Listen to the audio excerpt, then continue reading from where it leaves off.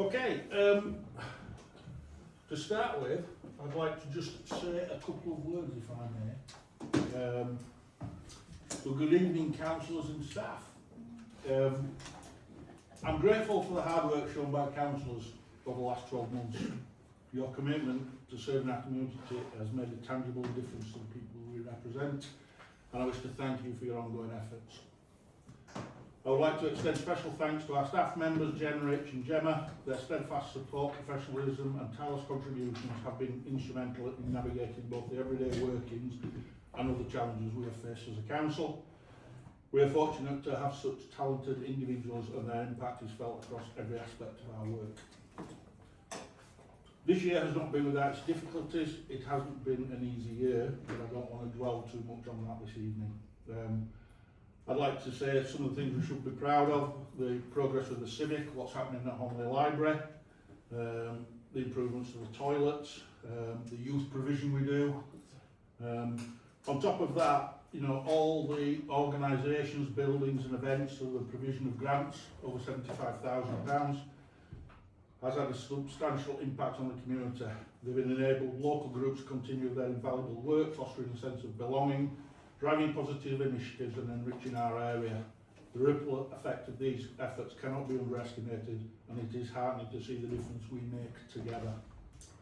As we look ahead, I encourage everyone to maintain their passion and dedication for community initiatives. Our local area thrives when we support each other and champion projects that bring people together. The work we do is vital, and by continuing to invest our time and energy, we ensure lasting benefits for all. In closing, I want to thank you all again for your hard work, your perseverance and your belief in the power of the community. Let's carry this momentum forward, confident in the positive differences we can make. Thank you.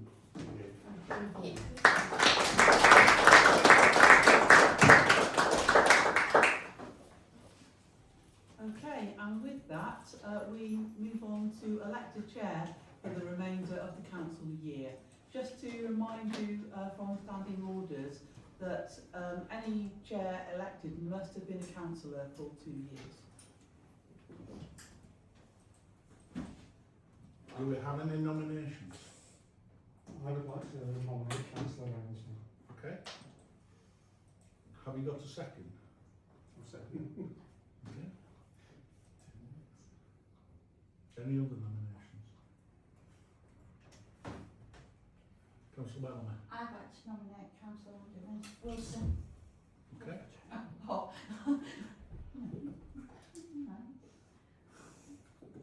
Councillor Wilson, are you saying you don't want the opportunity? Have we any other nominations? No, okay. Straightforward vote then. All in favour of Councillor Ransby being the next chair, please raise your hands.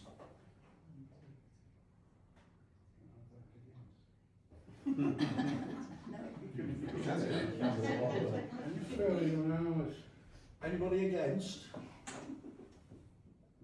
Anybody deferring? No? Abstentions? No. Well done, Councillor Ransby.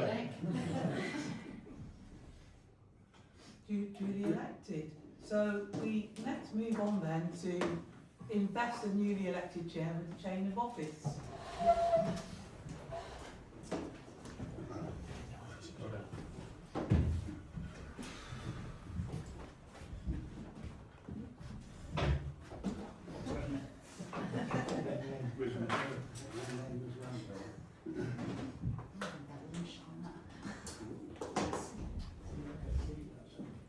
No, I don't think so. I tried to sell it, nobody will take it. It's too well known. Right now.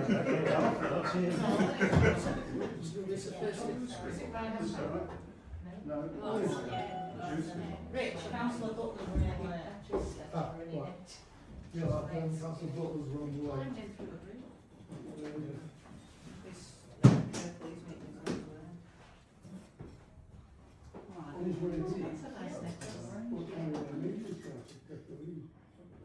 Not Damien. I'm on about Rob Butler. Yeah. I don't know, since I think what we need is a picture of Councillor Kirkby shaking shaking hands with you.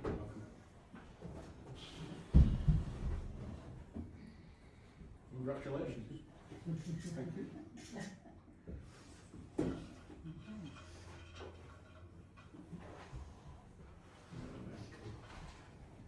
Lovely. And so what we move on to next is the signing of the declaration of acceptance of office.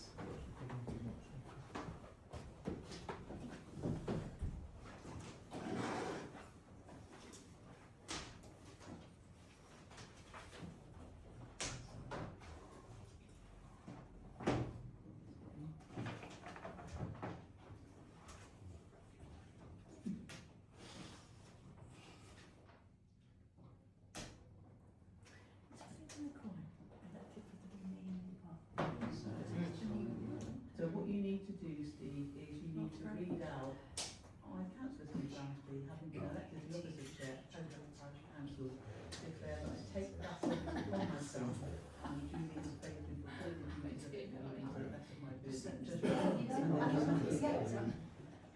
I, Councillor Steve Ramsby, have been elected to the chair, to the office of chair of Holme Parish Council, declare that I take office upon myself and will duly and faithfully fulfil the duties of Can we stop, please? to the Can we best have of a, my- sorry, while Just Councillor answering a Ramsby, question. just when Councillor Ramsby is reading this out, what is important is that you all listen. Thank you. I'll start again. Thank you. I, Councillor Steve Ramsby, having been elected to the office of chair of Holme Valley Parish Council, declare that I take that office upon myself and will duly and faithfully fulfil the duties of it according to the best of my judgment and ability. Lovely. If you can sign that now, Steve.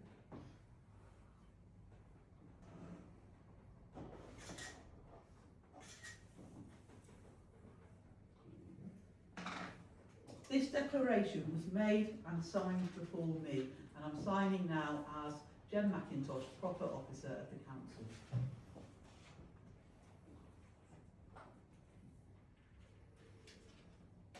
Right, congratulations, Councillor Ramsby. Thank you very much. So now the newly elected chair has taken the chair and he's going to return thanks for his election. Thank you, everybody. It's not what I expected in 2023 when we got elected, but I will do my utmost best to justify your faith in me, and bear with me. It's not what I expected 2 weeks ago.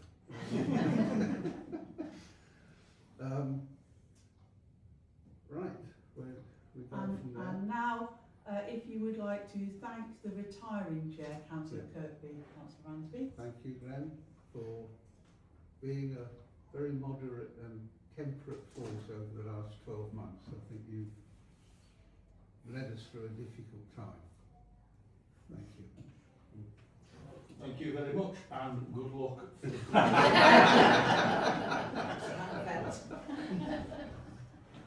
Okay, so now we move on to the installation of a vice chair. And the first thing to be done is to elect a vice chair for the remainder of the council year. I would like to nominate Councillor Mary Blacker.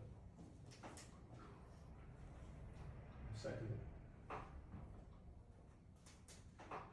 Are there any other nominations?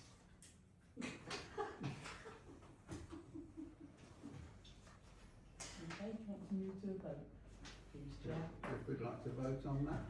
Those in favour? That's,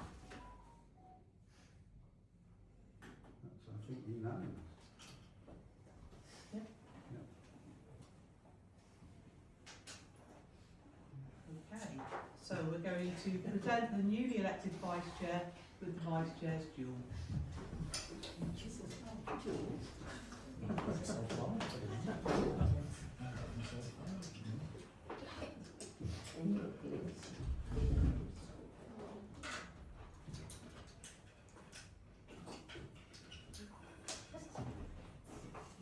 I suggest that Councillor Ayling presents you with this as the outgoing vice chair.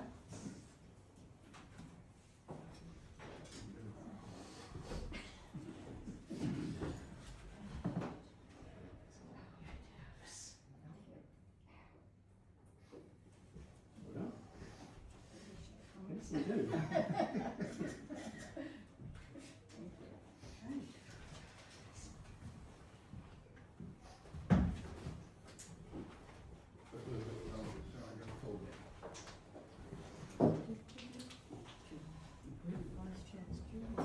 And now we move on to the newly elected Vice Chair.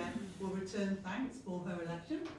Well, thank you everybody for my election. This is second time round for me for being Vice Chair.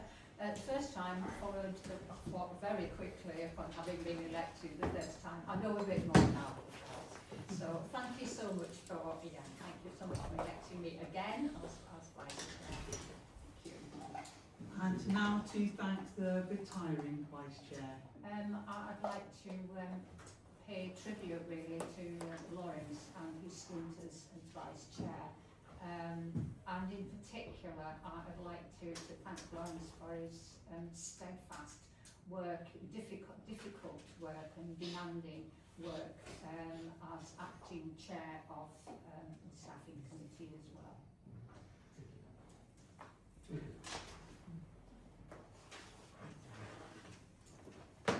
And we move on now to item 3, please, Chair, which is that as local council meetings can be recorded, if any other, either members of the public, if you've got any present, if anyone else wishes to record, could they declare that now? I think that's okay. That's okay with you. Item 4 is items to be heard in private session. I've not got any to put forward. I don't think there is anything, unless anyone wants to bring anything up in private session. No? Right. Item 5, apologies and reasons for absence.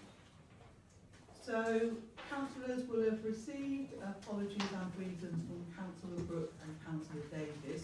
So the first thing to do is to consider and approve those absences and reasons. Councillor Davis. Councillor Davis. Oh, sorry, yes. Do we approve those? Yeah. Anyone against? No? Right, thank you. And also, just to say, in line with the email I sent out with apologies earlier, you have had information regarding Councillor Colling and a request from her for a further 6-month dispensation to follow on from her current dispensation. So you are asked to consider that. Do we approve that Councillor Colling gets a further dispensation of 6 months? Yeah.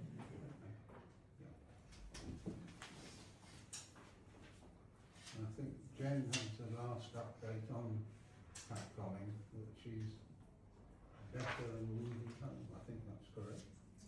Yes, yes. So we won't share any further details because obviously it's information confidential to her. But I hope the email was helpful to everyone. Item 7, declaration of interest.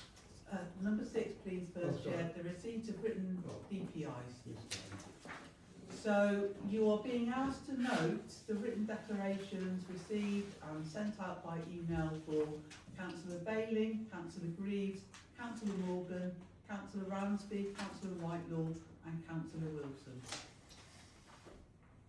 So if I can ask if you just raise your hands to show that you know that. Thank you. Next item is declaration of interest. Can I just read out this reminder for everyone, please? Number 1, if a member has listed in written declaration a pecuniary or other interest, an organisation or body which features in the agenda, then this should be declared by the member. 2, if a member has a pecuniary or other interest not listed in written declaration in an organisation or body which features in the agenda, then this should also be declared. And number 3, the onus is on individual members to make declarations appropriately. Failure to declare may constitute a breach of the Code of Conduct and may be reported by members of the public or other councillors to the monitoring officer.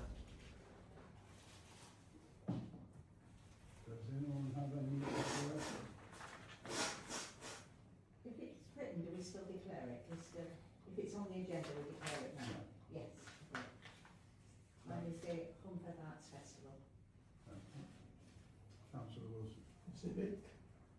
And Could I just ask, do the dispensations carry forward? They do, they are until the end of this term of the council, so. similar to Council Wilson, Holme Parish, Memorial Hall. I know where I live. Any other declarations? No? Item 8, standing committees. So the council needs to agree which committees, if any, it wishes to operate in 2026-27 and the membership of any committee. Current standing orders and scheme of delegation refer to a finance management committee, a planning committee and a service provision committee. Any changes to these arrangements would need amendments to be voted on with regards to the council's governance documents. The committee preference form requests councillors to express their preferences for membership of committees and willingness to stand for chair for the committees they've expressed a preference for. You've all received the collated copy of this. You can change your mind or your view on what you've already said in this meeting if you wish to. Councillors can stand for all, some or no committees, and the maximum number of councillors is 23 for each committee. First of all, you may wish to consider, is there anything anyone wants to say about the Finance and Management Committee, whether that is a committee you wish to carry on with this year, and if so, the membership of that committee?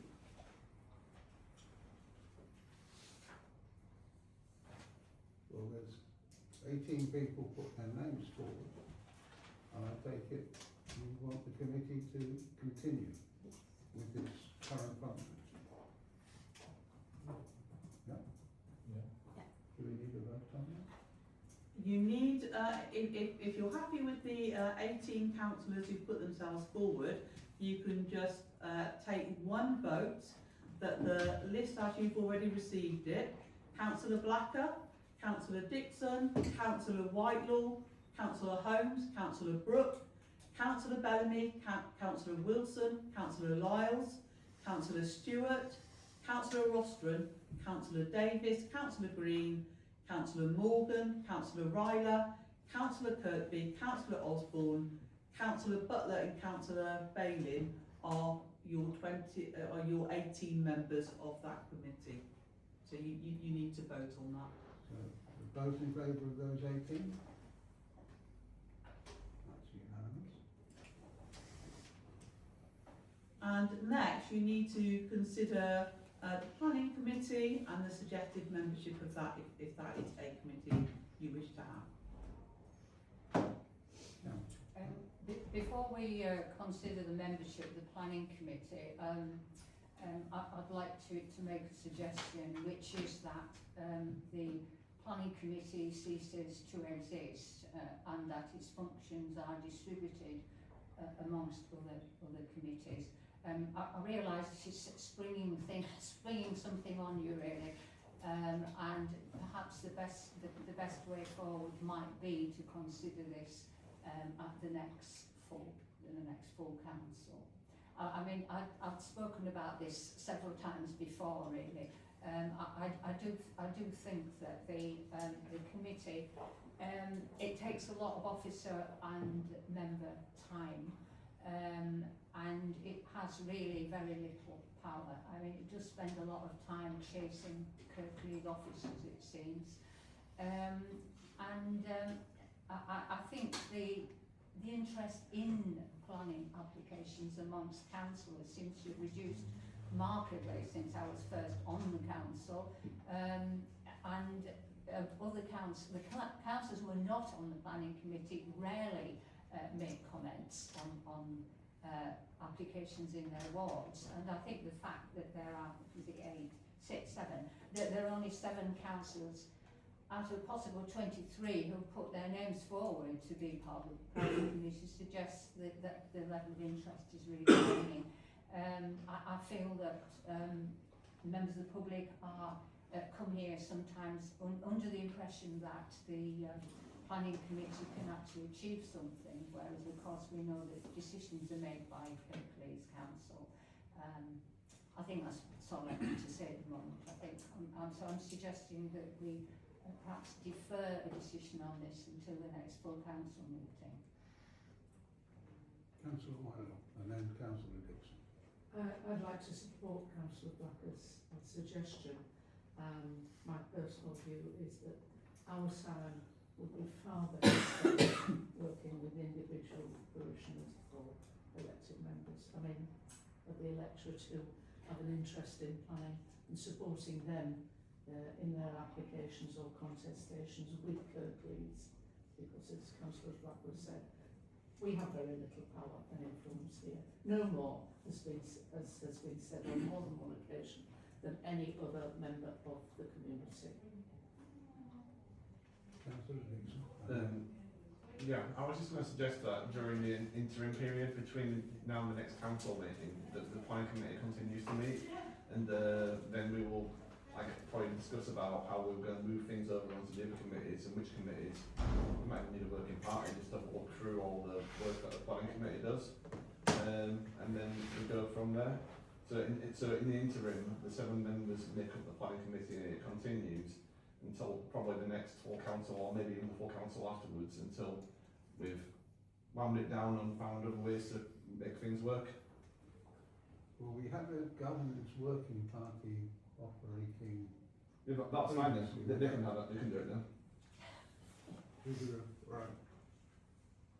Councillor Isles. Well, I don't agree, because this year's proven with how many people come to planning meetings, but how interested the public are still in planning. And although your opinion is that we don't have a say, we have influenced some decisions at Kirklees, and also we have influenced some people who come and ask us for help. If they can't come and ask us for help, what are we even doing here? Why don't we just disband the council? You can do that as individuals, though. As individual councillors, you can do that. Oh, well, I have done a lot of things for individuals, but then you Have you recommended that we go Yeah. somewhere else. Councillor Burnley. Yeah, I actually agree with Councillor Lyles here. I do think that planning is important. I couldn't be involved before, because obviously it had been a conflict of interest. I can now. That's why I put my name down. And I do think you can have some effect on Kirklees. It depends on what's written in the papers, to be honest. I mean, there's a lot of times that I've read papers at Kirklees where it says, basically, Parish Council don't agree, and that's it. But there's no reasoning, or it'll say Parish Council are alright with this, but there's no reasons. So, I actually agree. I think it's a good way to get to the public as well, and the public to come and approach us. So, I would say, yeah, I think we should carry on with it. Councillor Rydell. I understand both sides, but I do think that maybe people are coming along because they think that we have more power than we do have, and if we were, maybe a bit more, I don't mean honest, but if we give them more information about what the parish council can do, then you may not be able to get as many people coming. And I also, in terms of planning, if you have lots of individuals that are making their case, then that's probably more beneficial in terms of their cause than just saying parish council, just having the parish council. So they might be better off just doing it individually themselves anyway. I think we need a committee to encourage them to do that. Councillor Wilson, then Councillor Bailey. Thank you. I share Councillor Blacker's feelings about, and I'm quite disappointed that councillors aren't particularly interested in planning. But I have to say, the electorate are very interested in planning. And we know that. We know we get people coming along to our meetings and taking an interest. So I think it's a great shame that councillors don't take an interest as well. The other thing that would worry me is how we would distribute that task amongst the other committees. Personally, I think when we've got 18 members on a committee, it's very difficult to get anything done. We've got too many people, and we're piling more work on, which seems to be at odds with really how things work. I would personally prefer to keep going, but I would like to see more interest from councillors. Clearly, it's true that the electorate are interested in planning, but that's not the question here. It's about the impact of the planning committee. And certainly, I keep an eye on the minutes of the. I've not been on the committee. I look at the minutes as they come forward, and I've actually in the past year seen very little that I think has significant impact. And I really value what Councillor Bellamy has said, because I think that's useful. There's somebody that's come with that Kirklees perspective and says actually all that Kirklees here is yes, they don't mind it or whatever, and it comes down to one-liners, which for me just reinforces that argument. What's the point? Well, we haven't. Sorry, Councillor Burke. Well, planning obviously over the years has altered quite a lot. The rules and regulations are nothing like they were when I first joined the council and first sat on a planning committee. Because in those days the councillors had the wherewithal on a planning committee, the officers just listened. It's now got to a situation where the officers are telling the councillors what they want to do. It's as simple as that. And a lot of the councillors are frightened because what they just say, if you don't agree to this, it's going to cost the council a lot of money. So everybody backs off. And things are going through that shouldn't do. I mean, I spent 3 years as chairman of the planning, and I used to think I'll stop every plan going into Holme. I'll stop all the houses being built. Not likely. You got overridden by North Kirklees councillors. We were the poor relations, and if there was anything to be passed, then we got it up here. We got passed houses on floodland, on all types of land that just should never have been passed on. As we all know, with the traffic situation now, it's bad, but it's just gone from bad to worse. From a point of view of the council, at one time, councillors on this parish council used to sit on the planning committee here, then they go down to Kirklees and sit on the planning committee there, and I've known councillors turn something down here and go and agree to it down there, or vice versa. So we had to stop people and say, look, you're either on the planning committee or you're on Kirklees, your choice. But the thing used to be this: if it's come to all first, it's been decided they don't want it. Just to be spiteful, a lot of councillors said, right, we'll make them have it then. And that's really how it used to be, and probably still is. You know, Not now, it's changed.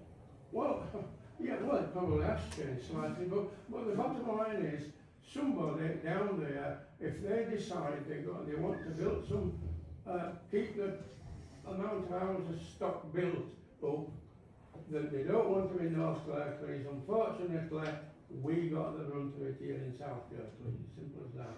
And I've seen us losing by 1 vote from a council that didn't even represent that area. They were passing the plan on. There you go. Anyone else? Councillor Grace. Yeah, there is a halfway house, I guess, which is to reduce the frequency of the meetings, but really just hone in on any application that's significant to the local community rather than looking at everything. So it could almost be a case of, the example I might give would be, don't bother about extensions on, but if you've got, like I say, like Brockles with the Miller Homes one, 100 house estate, that's something to talk about, and you're likely to be able to generate some interest from the public on it. So maybe it's just a case of just really focusing on the big stuff and just really not bothering with everything else unless there's some strong public engagement on it. I think covering everything is quite difficult to do. I think the other issue that Parish Council has is that because you're not a statutory consultee, you're coming at it broadly, but you're being asked to give a response to Kirklees before you've got all the reports in front of you. And that's not really a practical thing to do. So as a member of the public, you wouldn't be putting your 2 pence in until all the reports are in front of you. Parish Council's almost like having to guess ahead of what might pop up. So some of the disconnects are that you might not even be aware of some technical matters that are fundamental to the application because that officer report hasn't hit the website yet and you guys aren't looking at it. With big stuff, it tends to take a while, and there's that opportunity to shape more of the community aspect of it rather than the technical detail. So I just wonder if there's an alternative approach to it, but I've felt for many years that the way that Holme does it has little impact. Councillor Dixon. Yeah, following up on what Charles has just said, I would like to think about any large developments like the ones you just mentioned would still be considered by the parish council, and but they could be done at full council meeting or another committee. So rather than all the elements of planning, one of the things that's frustrated me with planning for the last 4 or 5 years is that we've been having ongoing campaigns and various things, and they're on the agenda each month, and each month we don't get much of an update. We probably don't need to be discussing it every month, but like maybe every 8 weeks or something like that on another committee, we could probably do it on that, and it wouldn't really take up too much time. And I like to think that we could take out the bits from the planning committee which aren't as important, like your extensions, your sun lounges or whatever people are putting up, getting rid of your flat roofs and putting new roofs on, although I really like so. But like stuff like that is probably not as important. But like the major things and the ongoing campaigns and little things that we are doing, then are moved into other committees. Councillor Whitecroft. Can I suggest that we take up Councillor Dixon's suggestion that we continue with planning and working towards a way of mitigating all the issues that have just been raised and moving forward? So you also wanted to go to the governance working party to be considered? I would think that was the most appropriate. Right. Those in favour of putting it to the governance working... Oh, sorry. No, I'm away. Those in favour of going to the governance working party, but in the meantime the planning committee continues as is. Those in favour? When you say as is, are you going to elect a new planning committee as people who put themselves forward? Yeah. So we would have to do that. Yeah. So you're first of all voting on the fact that the question about whether you want to continue with the planning committee past the next council meeting, you're giving to the governance review group. Yeah. Yes. Is that broadly in line with? Yes, thank you. Right. So do we want to vote? So we vote on the membership now and then the governance? I would vote on the governance review group first, and then we'll read out the membership. So the governance, referring it to the governance review group. Those in favour?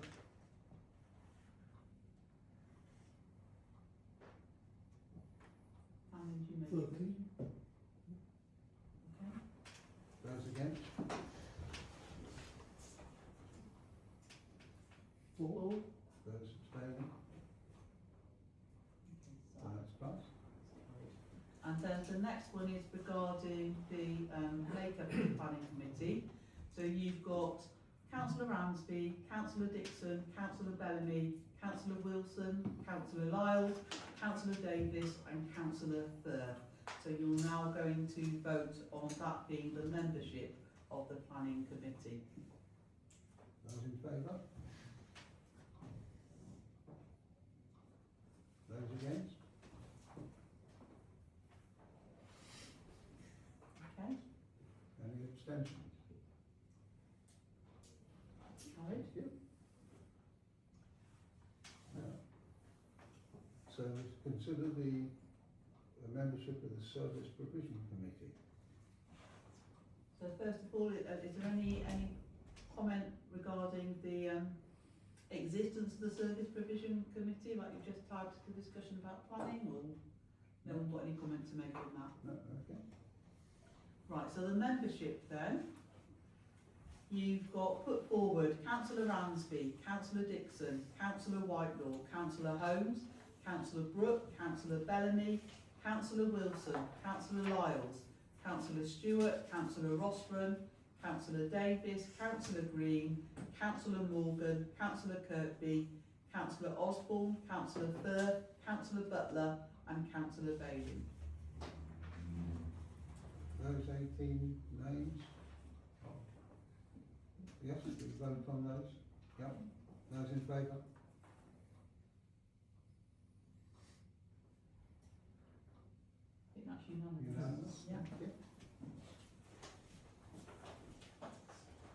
And then finally, any other actions with regards to your council committees?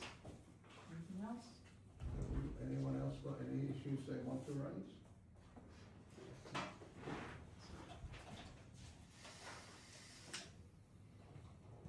And item 10 is office holders.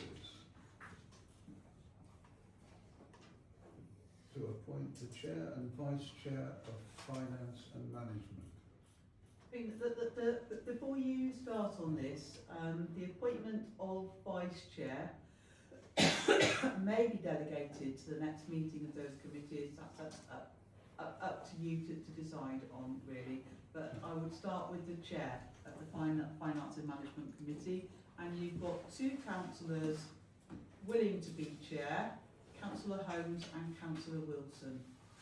So you're looking for people to propose and then second those before they can go to the vote. Have we got a nominee for Councillor Wilson? Councillor Benton, and a seconder, Councillor Lyles. A nominee for Councillor Holmes. I'll nominate Councillor Holmes. I'll second that. Okay, so should we take the vote on Councillor Wilson Councillor first? Wilson. Those four. 1, 2, 3, 4. Councillor That's Holmes. four. Councillor Holmes. 1, 2, 3, 4, 5, 6, 7, 8, 9, 10. Oh, yeah, 10. Is that right? Yeah. Yeah. Councillor Holmes, duly elected. Thank you. I think there were abstentions, wasn't Any abstentions? Oh, sorry, I forgot that. there? Well, 2. Through.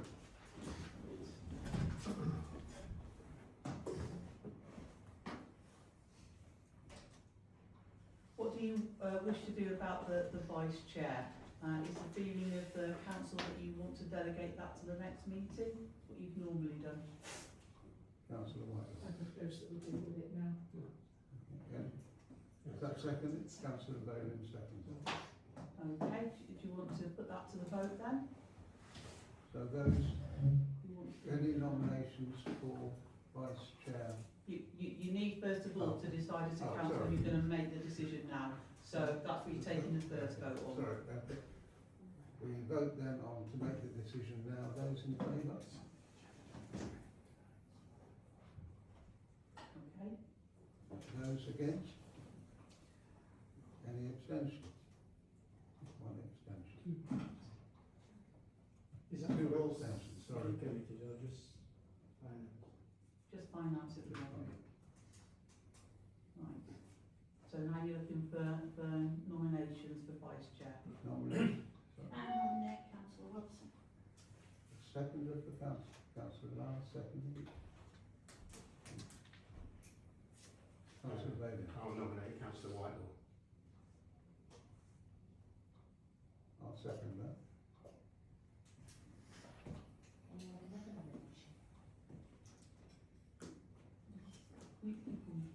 Councillor Bailey. Nominate Councillor Dixon. I'll second. So that's three nominations. Right, should we take them in order they were made? So first of all, Councillor Wilson. 1, 2, 3, 4. Councillor Whitelaw. Those in favour of Councillor Whitelaw?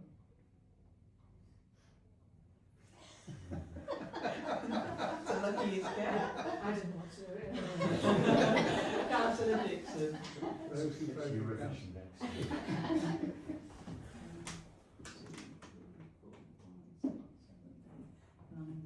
11. Any votes against? Any abstentions? That's Councillor Dixon is Vice Chair of Finance and Management. Okay. Now you're moving on to Chair of the Planning Committee and also the same discussion regarding the Vice Chair role. So we appoint the Chair. Any nominations? We've got a nomination of, I think it's Councillor Bellamy. Is Councillor Lars seconding that? Yep. Yeah. Thank you. Any other nominations? Chair of Service Committee. No, Planning. Planning. Sorry. That makes that an easy decision. So it still needs to go to the vote. So, yeah, those in favour of Councillor Bellamy?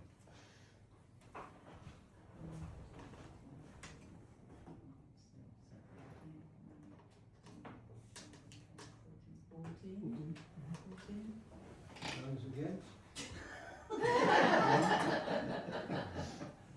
Any abstentions?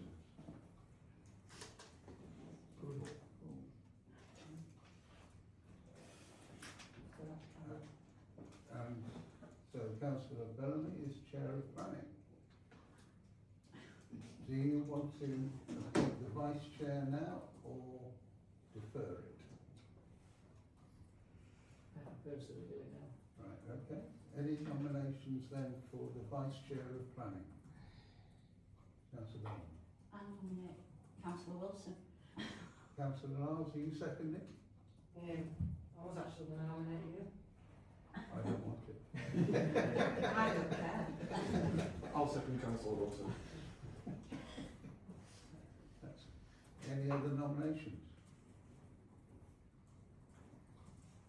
Okay, can we So, put it to can we then approve Councillor Wilson as Vice Chair of Planning? 5, 6, 7, 8, 9, 10, 11.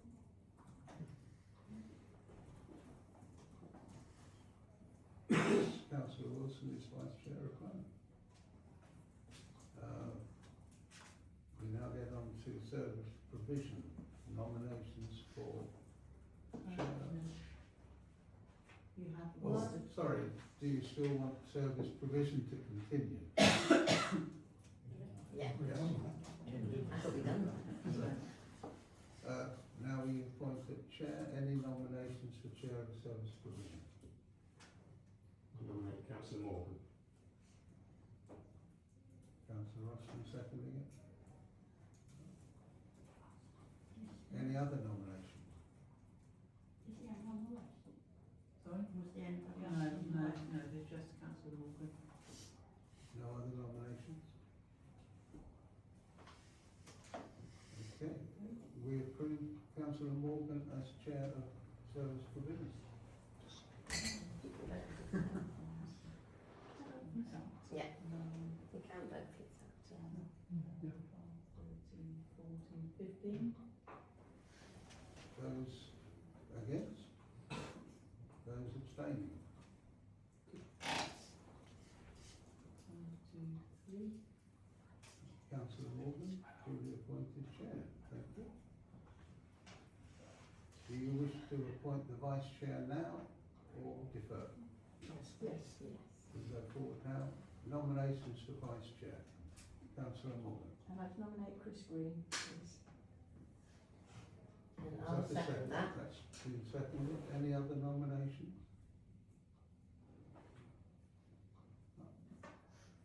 Well done, Councillor Green. You've still got to vote on it. Everybody knows. I've lost and I'm back visiting to this one. Yeah, I'm not doing it. 3, 4, 5, I get you got shadow. 13, 14, 16. Those against? Those abstaining?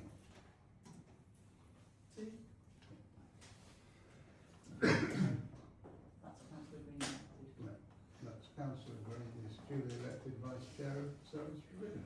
Thank you.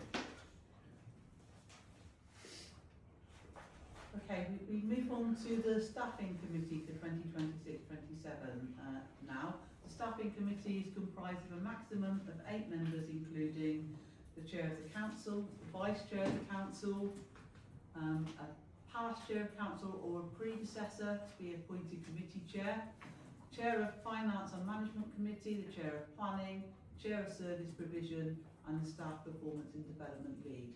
So that would be Councillor Ransby, Councillor Blacker, Councillor Kirkby,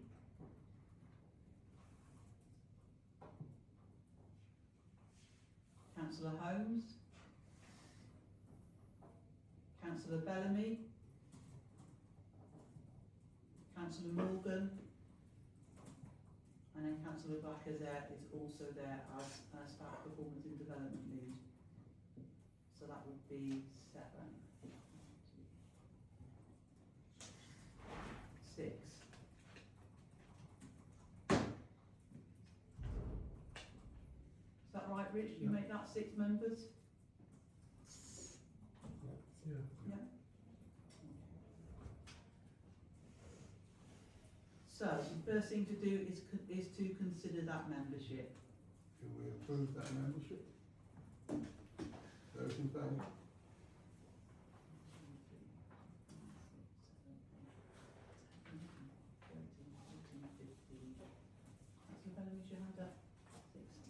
Yeah. Those against? Those abstaining?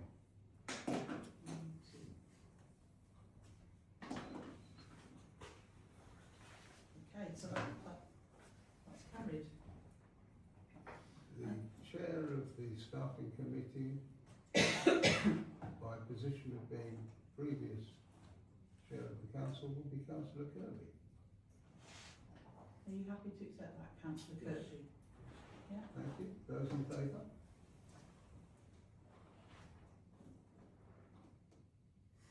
One, two, three, four, five, six, 7. Counted 1, 2, 3, 4, 5, 6, 7, 8, 10, 11, 12, 13, 14, 15. Those against? Those abstaining?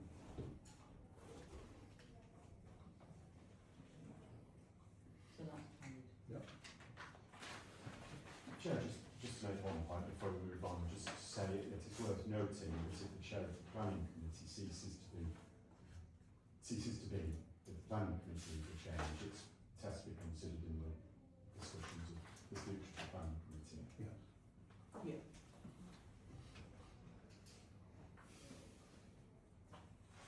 Item 11, council policies.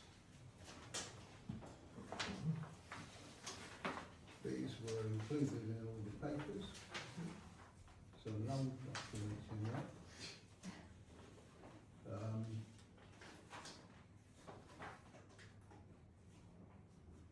Do you want to take those individually or as a group?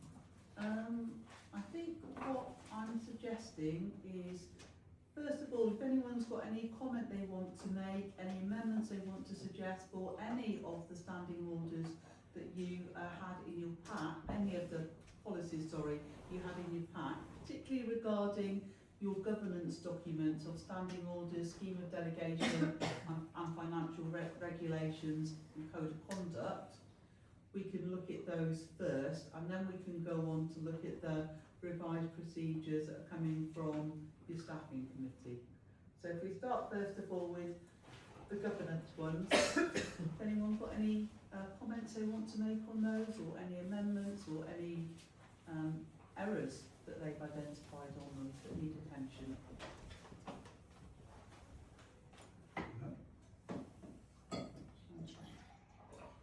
So in that case, if we move on to, first of all, the revised complaints procedure. And as I explained in the narrative, the staffing committee at its meeting on the 13th of April considered revised procedures regarding complaints, disciplinary and grievance processes. The clerk, vice chair, staffing committee and staff performance and development lead were further tasked with making additional revisions of the complaints procedure, and this was shared with the staffing committee by email ahead of presenting the revised procedures at this meeting. So if we look at the complaints procedure first, if people want to comment on that or suggest any further amendments. Anybody got any suggested revisions? No? Okay. Okay, so then you are moving on to consider the revised complaints procedure as presented. You want to vote on that? You probably do need it first and seconded first, so that we both procedurally correct. Councillor Kerr, thank you. And Councillor Dixon seconds. Those voting in favour of the new procedure?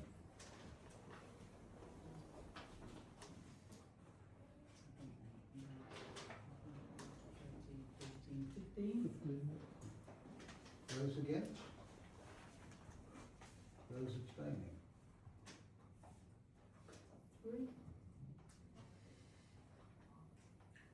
Right, so that's approved. And the next one is the revised disciplinary procedure and grievance procedure as recommended by the staffing committee. So those were looked at by the staffing committee and no amendments were made to them or no further action taken regarding them. So they are as presented in your pack. And again, they need to be proposed and So seconded. it's proposed that we go forward with those two procedures. Councillor Whitehall, thank you. Councillor Lehman second. So those in favour? Good show, thank you. 10, 11, 12, 13, 14. Those against? Those abstaining? 1, 2, 3, 4.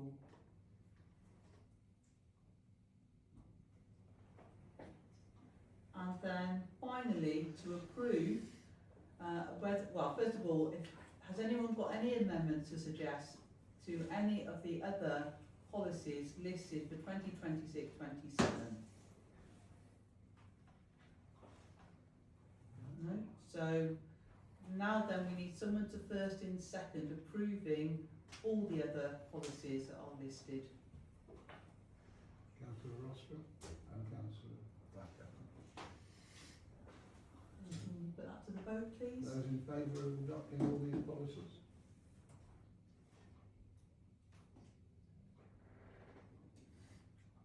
To 14. Those against? And those abstaining? My apologies.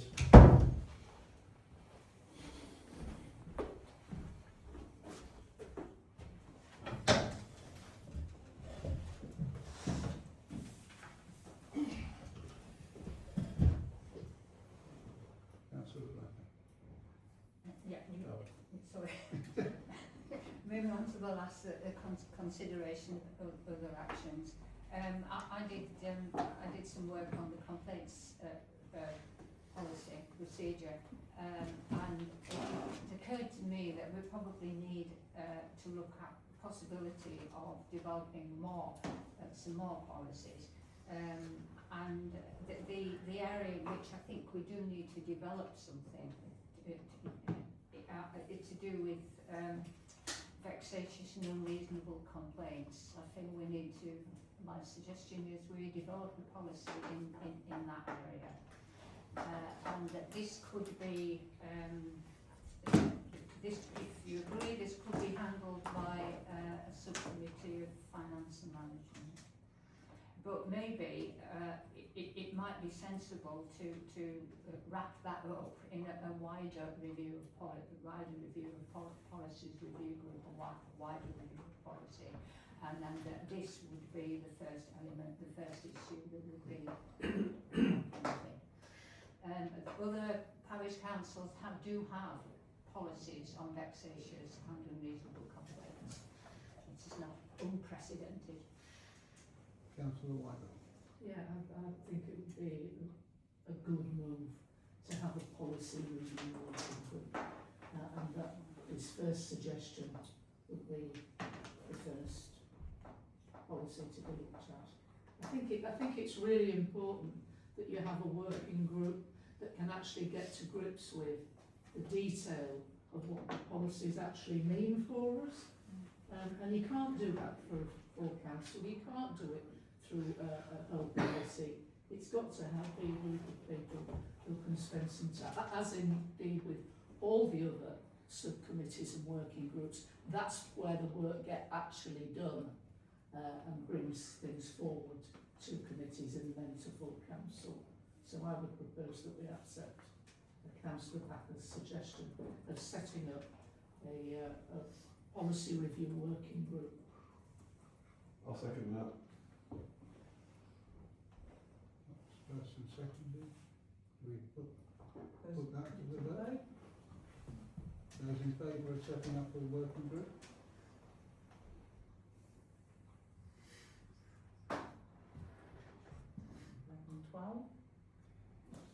Those against? Those abstaining?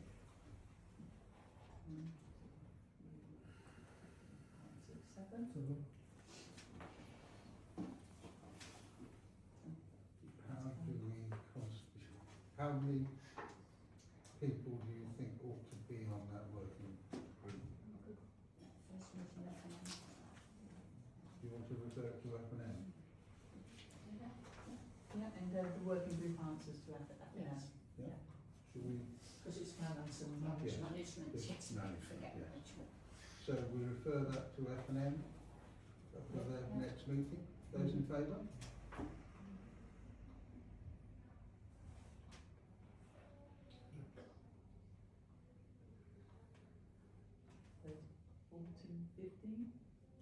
You can count. Sorry, can you help us? Count that again. 2, 3, 4, 5. No, you're right, 50. 50. Those against? Those abstaining? 3. Carried then. This will be considered by F&M at the next meeting.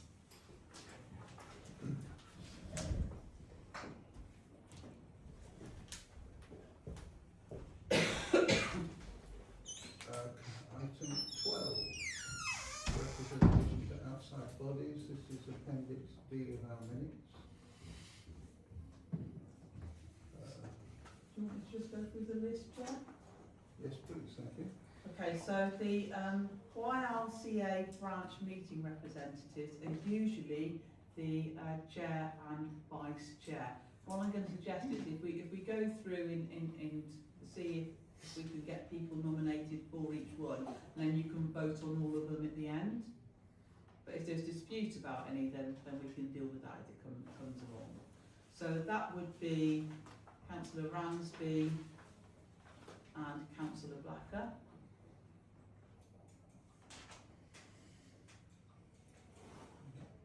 Brockholes Village Trust, Councillor Fenwick is there by virtue of the fact that he is obviously the Brockholes councillor. Can I actually nominate myself for that, because he's never been to a meeting and I've been to them all. I think that's a very good point. So, and they've got my email address and email me. No, Councillor Fenwick, so there you go. Yeah. So, So- I don't know whether that's allowed or not. Well, there you go. No one's got any comment on that? That's what I put down for now. Are we happy that Councillor Bellamy substitutes? Yes. Right, and then Home for the Civic Trust. So last year and previous few years while this council's been in existence, it's been Councillor Andy Wilson and Councillor Steve Ransby. So the first thing to ascertain is if they want to continue. I wonder whether I'm going to have time. That's my fear. And so if someone wants to replace me, I'll be more than happy. But I'm going to nominate Councillor Bailey.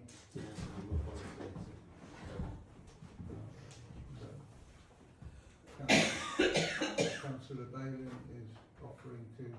I'll second that. Oh, right, we have a seconder for that. Any other people, persons wishing to attend? Then Councillor Bailey. Okay, Home First Conservation Group, last year it was Councillor Joe Lyles. You want me to do it again, Joe? Can do if you want. If you don't want to do it, Joe, I'll do it. I don't mind doing it.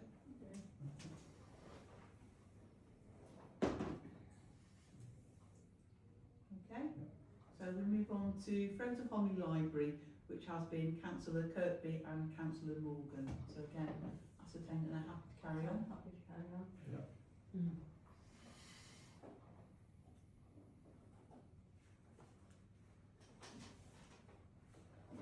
And if we move on to Kirklees Rights of Way Forum, last year it was Councillor Harry Davis. He's not here to ask, but I don't know if anyone knows his views on this.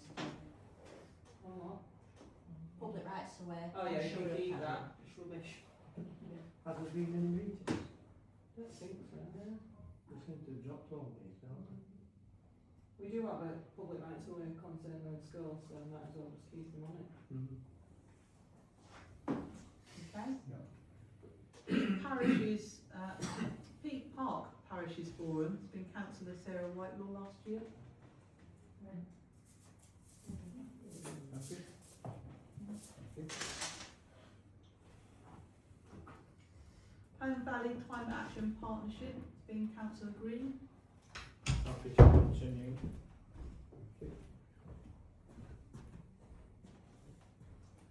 Kirklees Play Standards, that's a Home First Centre planning group, Councillor Andy Wilson. I'm okay with it, but I think it's been abandoned.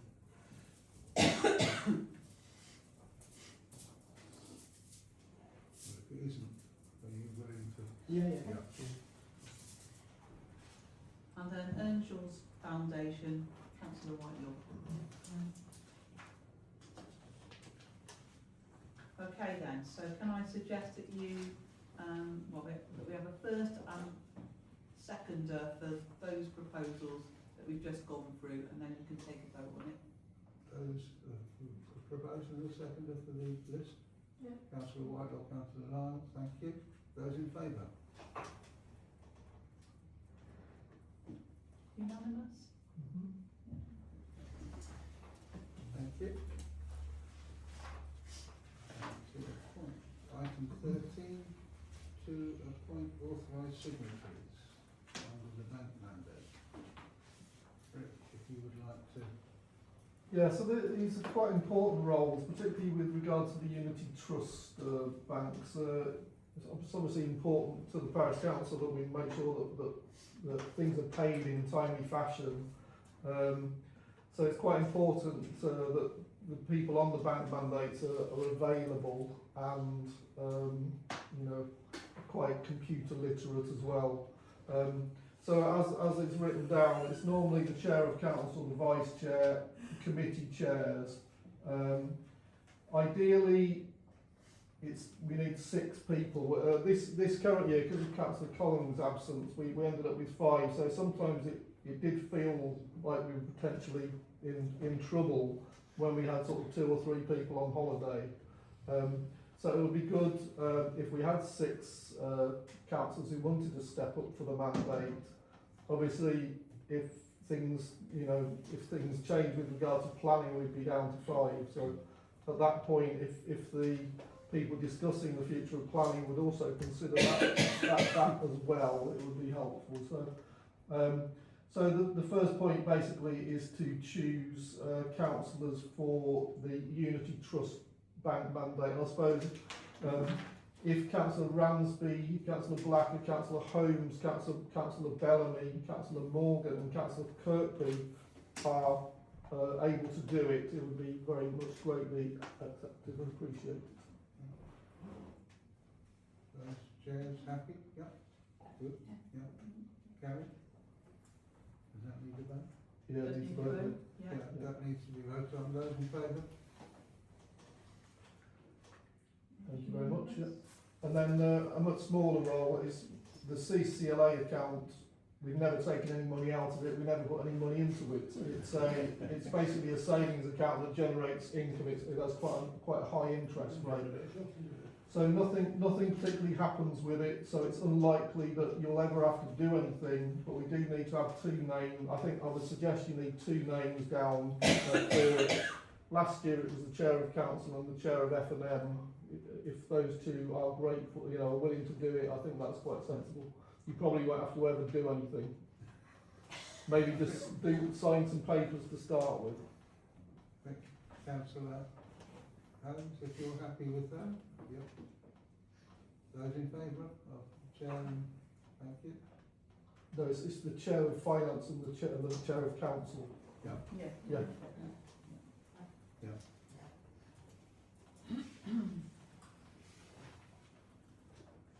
Thank you very much. Item 14, confirming minutes of previous parish council meetings. 14 is minutes of full council meetings. So first of all, Chair, it's to approve the minutes of the full council meeting held on the 23rd of March, number 2526 190 to 2526 223. It's Appendix E in your pack. So if someone would like to first and then second those. Councillor Holmes and Councillor Kirby. Thank you. Okay, and take a vote on it. Those in favour?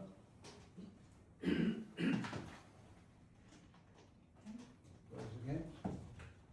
Those abstaining?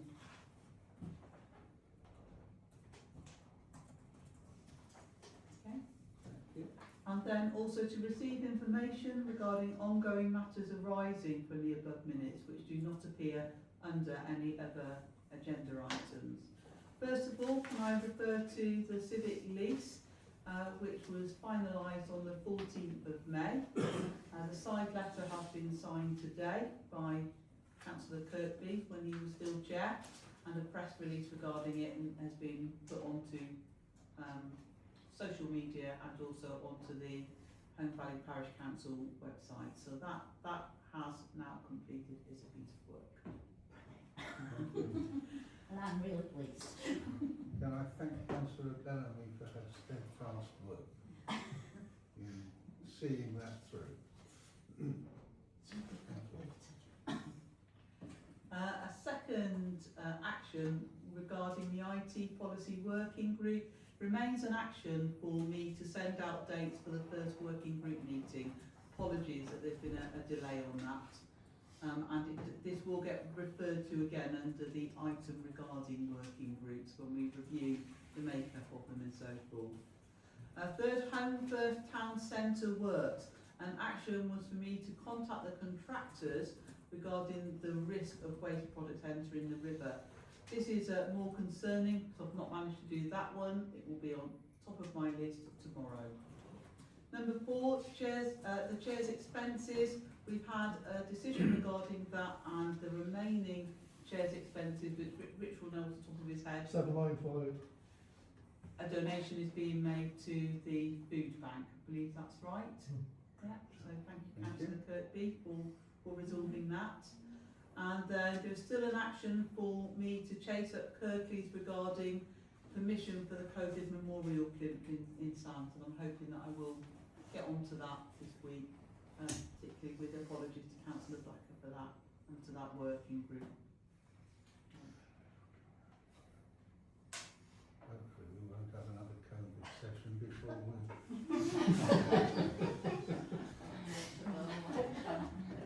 Well, just ask, there was one item that was on those minutes, and it was 219, the outside building. Was that repair work been done? It's not been done, but I have asked the I have asked John to crack on with it and get it done. Yeah. So it is in motion. I need to chase it up, but he has been asked to do it. Okay. And so it's been given the go ahead. I think we agreed £1,000, was it? Yeah. Yeah. I did see his vehicle out there outside the outside building today, so Yeah. whether he was actually working on it today, I don't know. In the first car. It'll come up later as well because it's connected to the Holme Arts Festival item.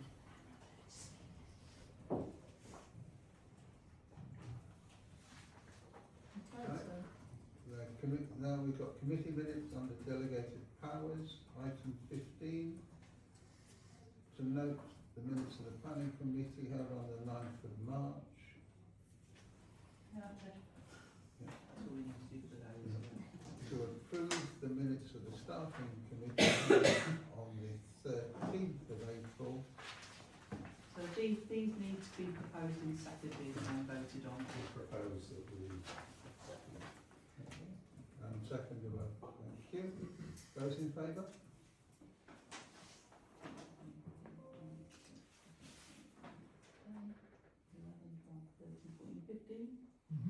Those against? Those abstaining? 1, 2, 3, 4. And the next item is to approve the minutes of the planning committee held on the 27th of April. Those.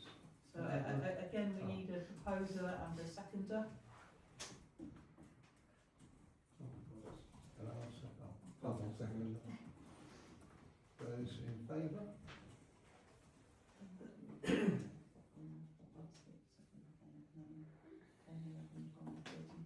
16. Those against?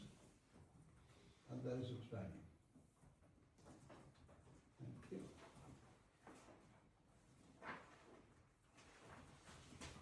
Item 16, standing item, climate emergency.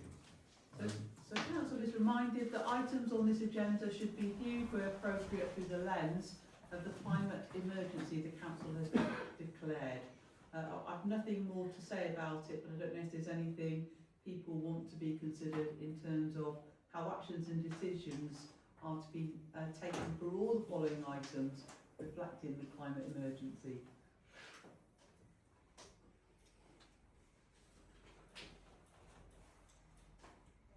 Okay. Anyone got anything they wish to say? Comment on? No? Okay. Financial matters now, item 17. Council finances. Rich is going to report on them. Yeah, I'm going to report on the outturn of last financial year, 25-26. So this isn't the finalised accounts that go forward to the annual governance and accountability return. These are the accounts basically.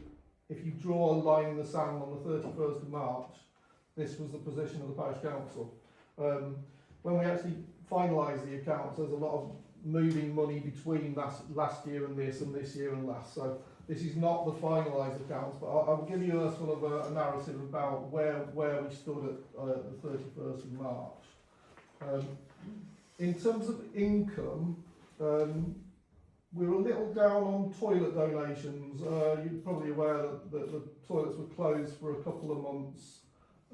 We're also in a situation, as you're all aware, where people don't carry a lot of money around with them anymore. So, as you saw, the budget of toilet donations was 2,500, but it only brought in about 1,800. So, there's something to keep an eye on. We did have rather more money than expected in terms of other receipts, and what that mainly was returned unpaid grants. It wasn't income as such, but it was where grant recipients weren't able to spend everything. So in the end, other receipts, here it says 10,000, but there is another 6,000 from the civic, so it's as high as 16,000, that pot. So that did produce quite a lot of extra receipts. In terms of payments over the year, you'll be aware from my saying early on in the year that we always expected that to be about 3,000 over. It's not got any worse than that, it was just the 3,000 I predicted to be over. That was my miscalculation from back in the day. Elections are going to be a touch over. We kind of planned really for just what we planned on the basis that the Upper Holme Valley cost about £9,000, and we were really planning just for one expensive by-election. As it is, we had two by-elections, but they were certainly rather cheaper than the Upper Home Valley. So we're a sketch over budget. Budget was 10,000, and how did it turn out? 10,253. So we're 200 quid over. It's not anything particularly iffy about it. You'll be aware that insurance was over, and you'll see perhaps that the F&M grant spots all look like they're under, but a lot of that's to do with, there's quite a few of them I haven't paid until this financial year, so I have to account for them backwards. So that will be disclosed to finance on the 1st of June, basically. Holme Library, it looks like they've had 15,000 over budget, but they were basically paid out of earmark reserves for the extension. The Civic is a little down in expenditure, but as I was explaining to Councillor Holmes earlier, a lot of that's to do with we expected to spend 20,000 on the Vision last year. That didn't happen, so it's been thrown into an earmark reserve to be spent in the current year. The toilets budget is likely to be a fair bit underspent, and I think that applies to the seats and shelters as well. The toilets budget is probably going to be about 8,000 under on the year, and the sheets and shelters probably 6,000. I suspect partly you might be aware that the contractor had a bereavement in the year. I don't know how much of an impact that has, but again, that probably needs looking at. It's quite a lot under budget, that. So keep an eye on that. It may be that you've got too much money in that pot. Where else are we? Climate action, it looks like it's 25,000 over budget, but a lot of that came from an earmark reserve. I think in the end it was about 5,000 over budget. Basically that was to pay for the solar panels and the roof, etc. In terms of the overall picture, total income was 471,000 against total expenditure of 427,000. So there was a surplus of 43,642. Now that may vary when I'm moving money between years, but we're going to be quite significantly in surplus. We did need money in surplus because we didn't always have enough money in general reserves. But I think we're in a stronger position now than we were a year ago in terms of the budgets that we've got.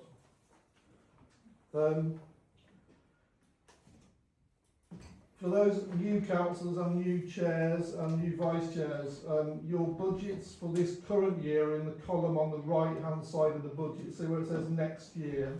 These are the budgets for this current year. Where it says the precept of 447717, and then running on down, you'll see each committee's budget and the parish council's budget. So bear that in mind.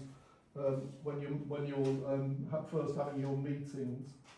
The next document is the year to date. Now we're only sort of one and a half months into the year, so there's not an awful lot to say. We did receive our first half of the precept from Kirklees on the 1st of May.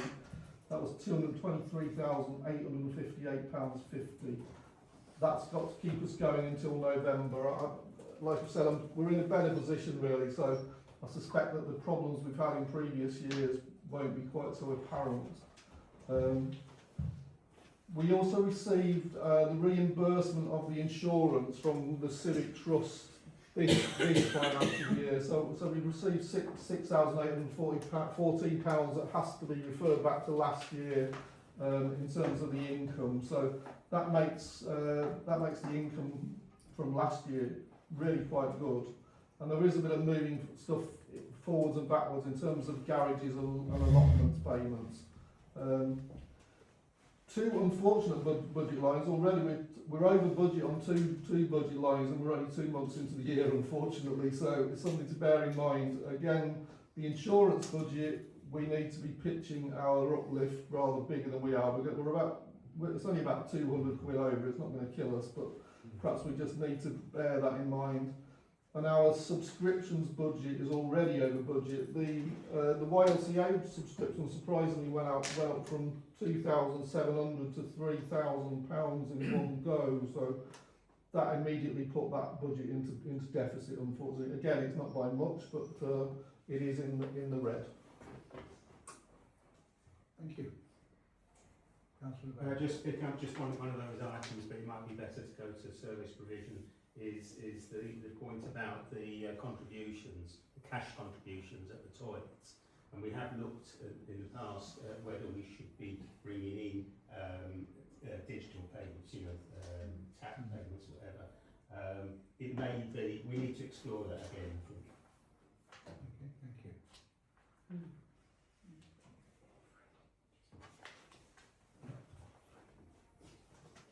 Item 18, schedule of payments. Yep, this is me again. You may be in, so the reason that we've got so many yellow lines on the payments is like I've been saying, those are payments that were paid this year, but I have to account for them last year. So that's what sort of things we've got here. So we've got a few grants that were awarded last year that I didn't pay until this year. We've got the catering for the annual parish meeting. We've got various Zoom payments that were needed. The audit, electricity, the office chair, and various other things. So those are all the things in yellow, are basically things I have to account for in last year. Those are all just notes. I don't think there's anything particularly controversial on there. If anybody's got any questions about the April schedule of payments? No. Okay, thank you. And then May, one mistake from me that's probably worth pointing out. So again, the yellow ones are ones that need to be referred back to last year. The Hoyles Fire and Safety payment is that's the payment where we basically gifted Brockholes Village Trust a new fire alarm system. So we gifted them a fire alarm assist system. We paid for it rather than giving them a grant. What I've neglected to do as it's described here is actually put the VAT in, because we actually pay for the VAT and then we claim it back. So how that actually went was, I've written this down. So we actually paid Hoyles Fire and Safety £4,978.80, and then we're going to claim back £829.80. So just to clarify that's what's happening with that one. Does anybody have any questions about that or anything else on the payment schedule? Can I ask how you're finding the claiming the VAT back thing? It's been more problematic than I thought. I mean, the other one that we thought was going to be relatively easy was the kissing gate. Remember that from? Councillor Whitelaw sent me a different gate which he thought that they might consider. They didn't want to consider that. They then. So I was discussing again about we would pay directly for the gate. This was when did we have the meeting? In March. So that was in March. They still haven't provided the gates, and they're unlikely to get the gate before July. So in the end, I've turned around and said we can't afford to wait for them to.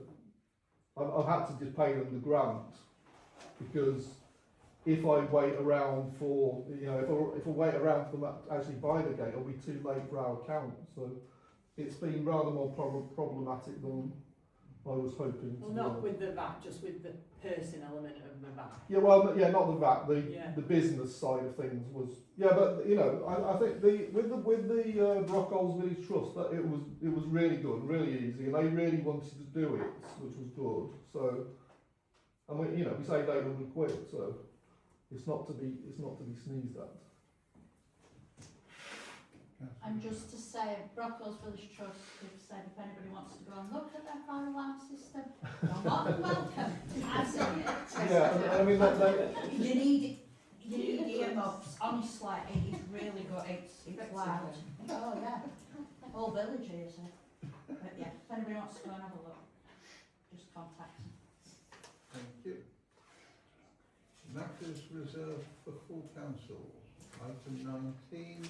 Annual update of VPIs. So it was resolved back in June 2023 that all councillors would update their DPI annually. Prior to the meeting, all councillors will have been provided with a fresh form. Any that are still to be completed, if you can sign them, complete them, sign them, date them and return them to me, either at this meeting or as soon as possible afterwards, that would be fantastic. Yeah, and that's just a note really that councillors are to complete a fresh DPI for the council year and return to the clerk. Where people have put in one fairly recently, for example, I'm suggesting with Councillor Butler, if nothing's changed then don't worry about it. But it is what we do standardly, that every year we update them. Thank you. Item 20, arrangements for written dispensations. So where members have an ongoing pecuniary or other interest in an item that is likely to feature in a substantial meeting, then it is possible to complete a written dispensation to cover a period of time. And this is covered in Standing Order 13. And you'll have seen in your pack that there is an application form that you can use for this purpose. Just to say, we have got a current dispensation log. If I go over this,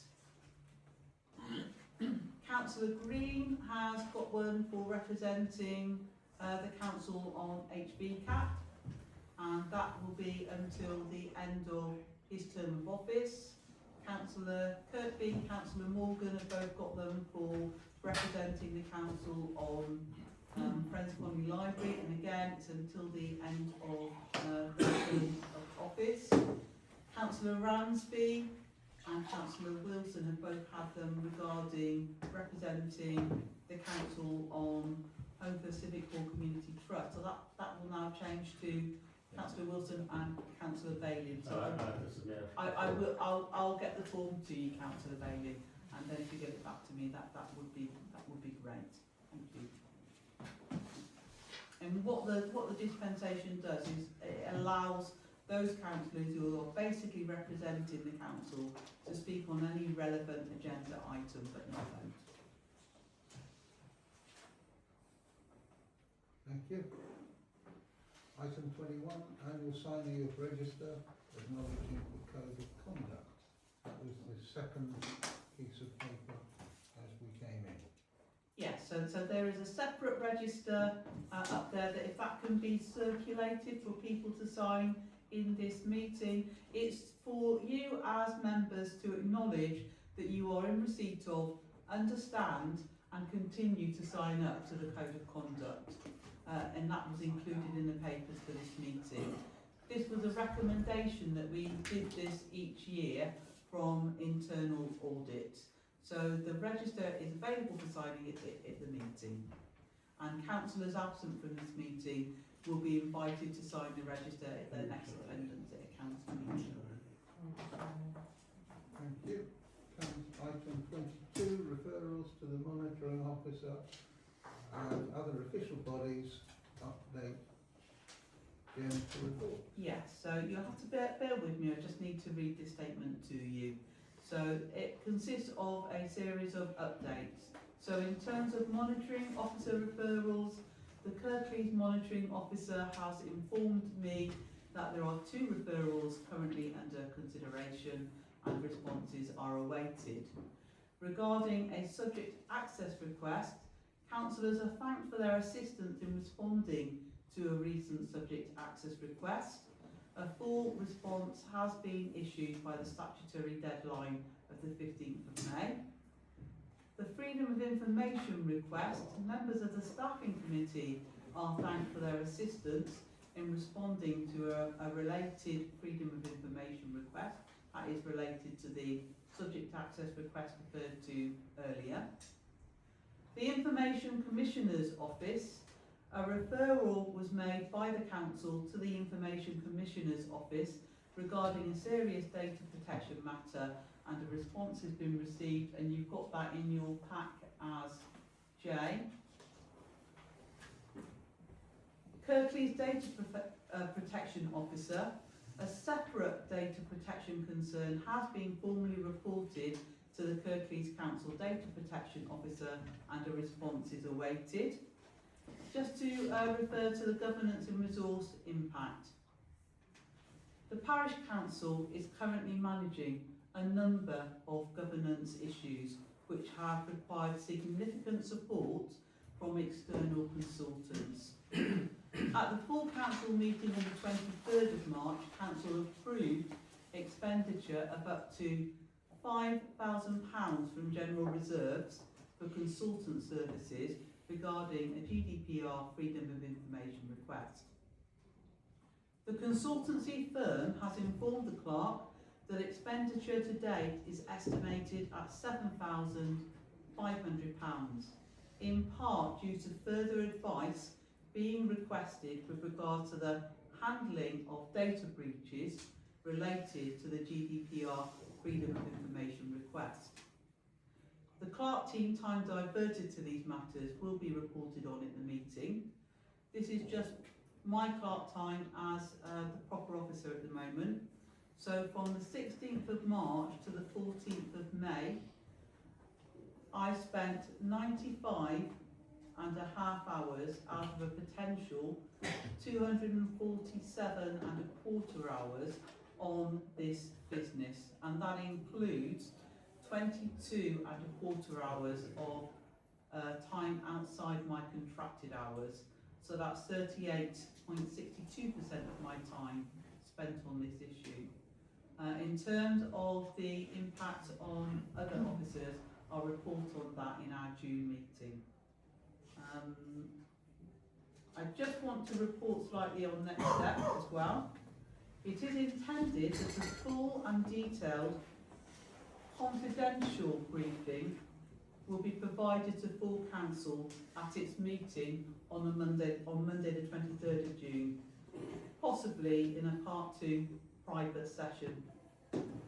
Councillors are advised that no further information can be provided at this time due to the ongoing nature of the formal processes referred to above. And I do understand the frustration that will cause, but that is the position we are in. That is the advice I am giving you as your proper officer.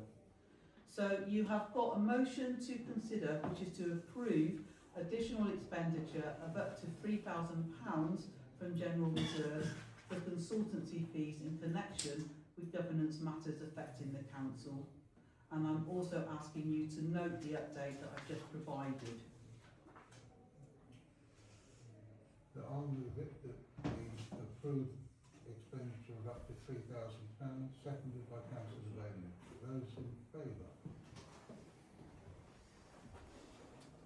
3, 4, 5, 6, 7, 8, 9, 10, 11, 12, 13. 13. Those against? 5. 1, keep hands up please. 1, 2, 3. Councillor Bradley's hand up. All right, Good. that's all right, thank you. Those abstaining? Thank you, that's approved.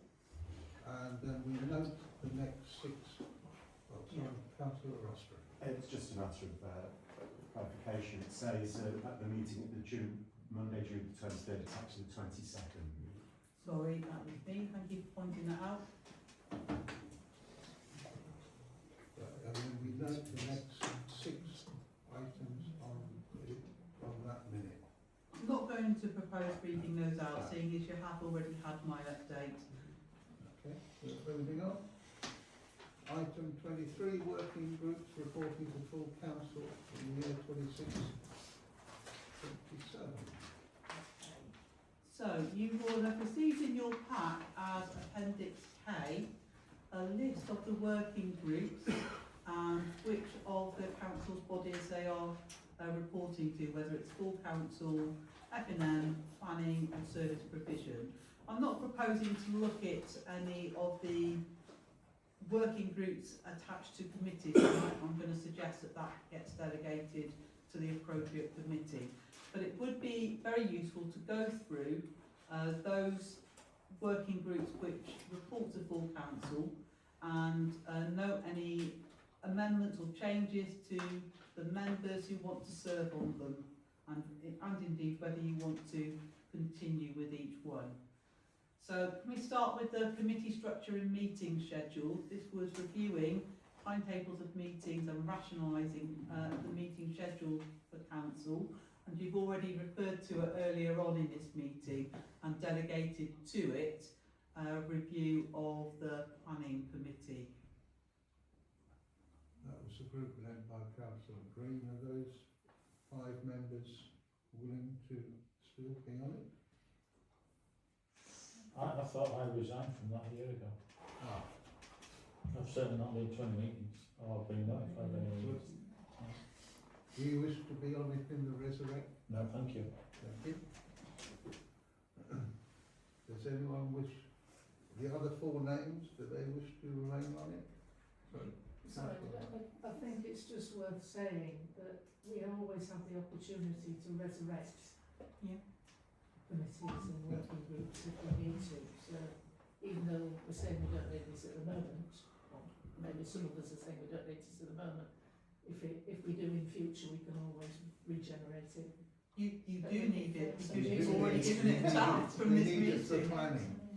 We need it to consider the This is the planning governance committee. group. Yeah. Oh, beg your pardon. Keep up, love. So, Councillor Black, are you still willing to be a member? Yes. Councillor Morgan, are you still, oh no. Councillor Ransby, Yeah. are you still willing to be a member? Councillor Whitelaw? Yeah. Have we got anyone else who would like to add themselves to that working group? Okay, so can I first ask you to vote on that working group then? Those in favour of it?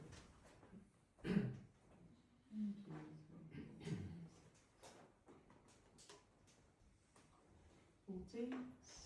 Yeah, so Those that's against? Those abstaining?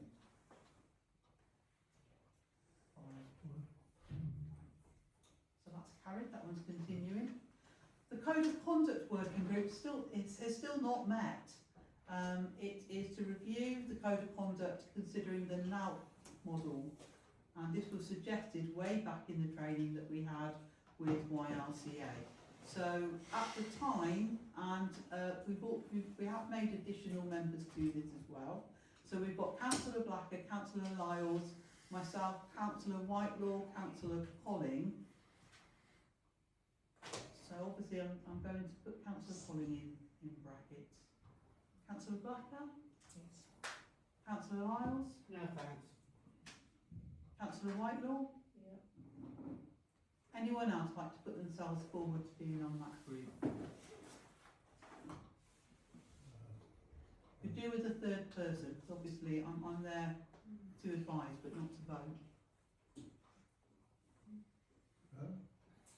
Oh, Thank you. Councillor Stewart. Thank you. Okay, so can I ask you to take a vote on that one, that you're happy for that membership?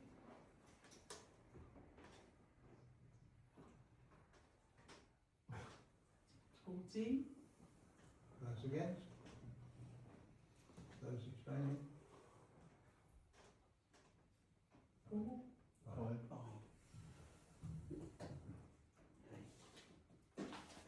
Communication protocol. Now this is to consider a replacement protocol to the last parish charter, which is still not progressed really, as far as I can see from Berkeley's. It was Councillor Blacker, Councillor Ransby and Councillor Whitelaw originally. Councillor Blacker?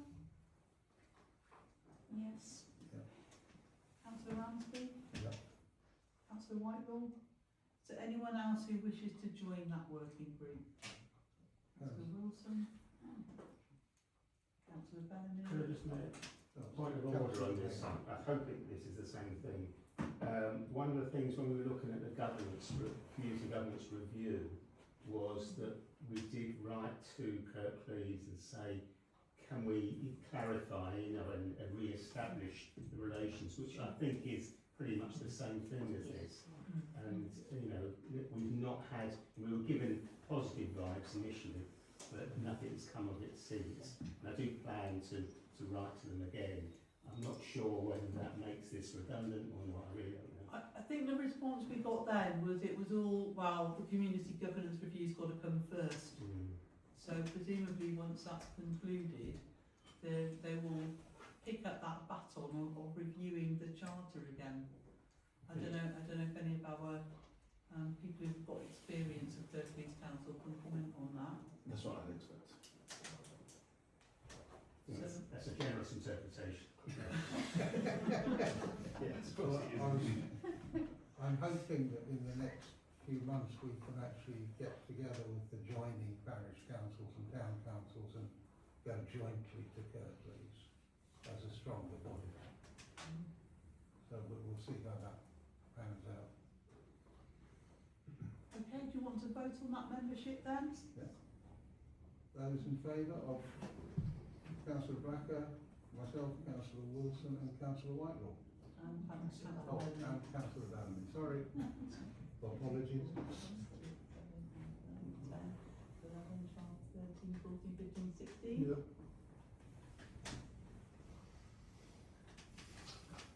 Are there any abstentions, Chair? Sorry, any abstentions? No. Okay. The big community celebration, is that still a group you're continuing with? No. No, No. because it's, That year after, yeah. So do you want me to put that it's sort of lapsed at the moment, or? But you want to revive it again in a year's time. Yes. Dormant? Dormant, yeah. Dormant. yes, Resting. to come back in May next year. Right, so what I would suggest is whenever it's going to become active, that would be the right time to review the membership. COVID memorial, I don't know if you've got.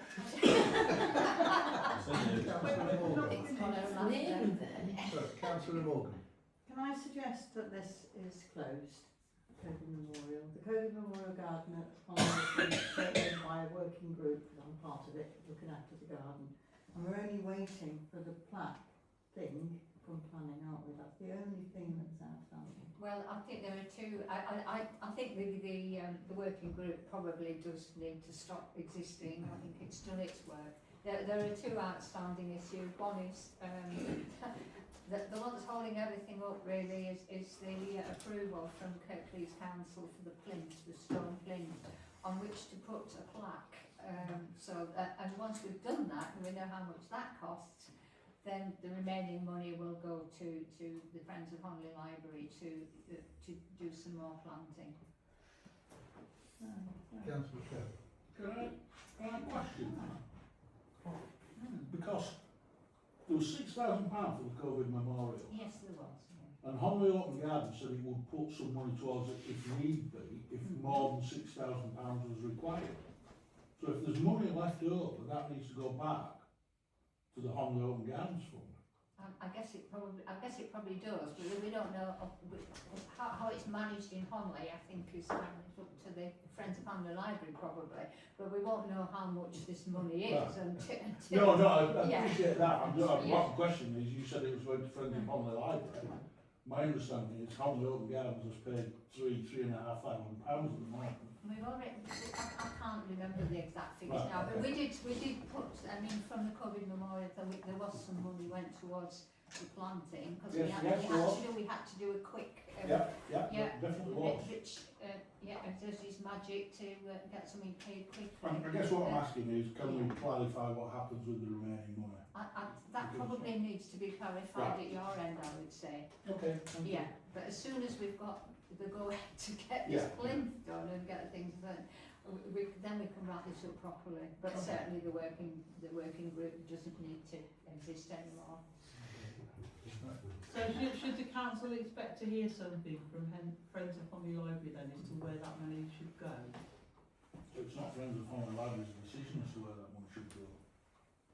Right. I don't Well, believe so. who is it that we need to hear from? My understanding was, when we first agreed to this, is Holme Open Gardens agreed to fund any money over the £6,000. So the £6,000, if that wasn't enough based on what was happening at the library, that Holme Open Gardens would contribute to make sure that work was undertaken and took place. My understanding was if there was any money left, i.e. it wasn't all spent, then Holme Open Garden would be refunded the money that they'd already spent. Yeah. So is that what we're And then that decision needs to be made between the library and Holme Open Gardens as to how that is then funded going forward. I mean, I think the agreement was with the Friends of Honley Library, and I would suggest that if what's left goes to the Friends of Honley Library, you'll then perhaps reimburse Right. Honley Open Gardens. But why would we go to Friends of Holme because they haven't spent anything? Well, I guess The question is do we need a working group to have this conversation? yeah, I don't think No. I think that's a conversation for the library and garden. No. The question is, the answer is no, we don't. right? So that group I put closed, but I will make a note of the two outstanding issues. Climate action. I've got his membership here. Councillor Green, Councillor Blacker, Councillor Morgan, and Councillor Osborne. I've got a question mark as to whether it's still active. It's closed and it's kind of morphed into the Urban Nature Reserve working group. Yeah. Thank you. Now the communications and engagement one, that this is an important one. It's got budget recommendations to full council and so forth. So it's about reviewing the membership of this working group. Originally, or from last year, we've got Councillor Whitelaw, Councillor Bayling, Councillor Bellamy, Councillor Colling, I'm going to put in brackets, Councillor Kirkby and Councillor Holmes. So, each of those, who's doing? Yep. Yeah. Councillor Bayling? Yeah. Councillor Bellamy? Councillor Kirkby? Yeah. Councillor Holmes? Is there anyone who wants to join that group? Okay, can you vote on that then, please? Those names, thank you. Those in favour? Are we voting, Mary?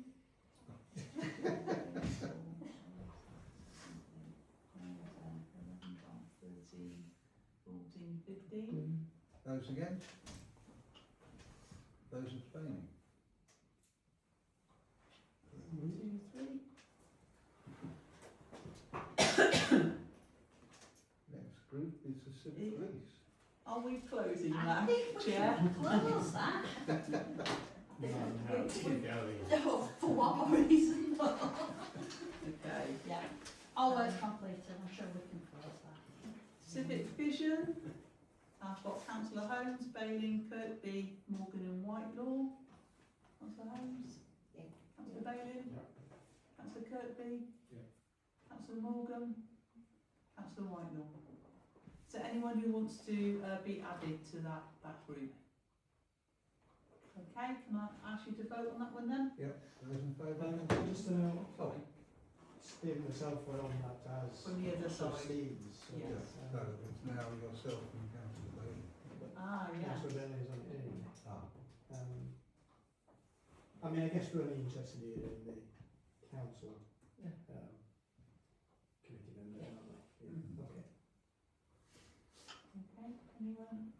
Should we vote on that then? Thank you. Want to vote? Those in favour? Thank you. 2, 3, 4, 5, 6, 7, 8, 9, 10, 11, 12, 13. Those against? Those abstaining? 1, 2, 3, 4. Okay. Democracy Friendly Schools. Still active? Councillor Blacker? Yeah.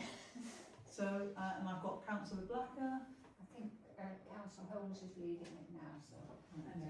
It does feel like it's one of those groups that our only role really is to support the group, the external group, and I think she's almost feels that we've given her all the support and she's got enough to be going on with. So I don't know whether we need to keep it as a formal group or it could be dormant or Dormant? dormant. So, Yes.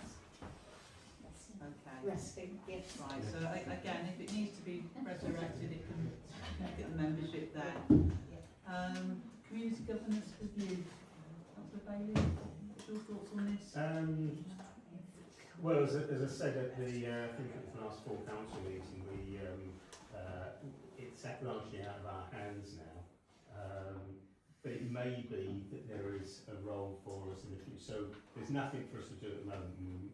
I assume we won't be meeting. It may be that we need some kind of body, some kind of committee, to look at this depending on what comes back in September.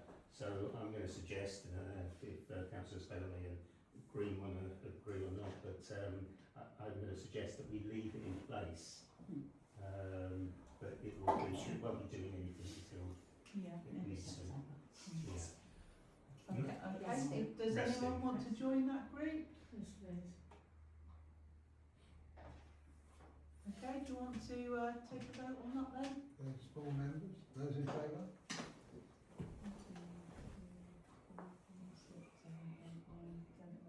13, 14. Those against? Those abstaining? 4.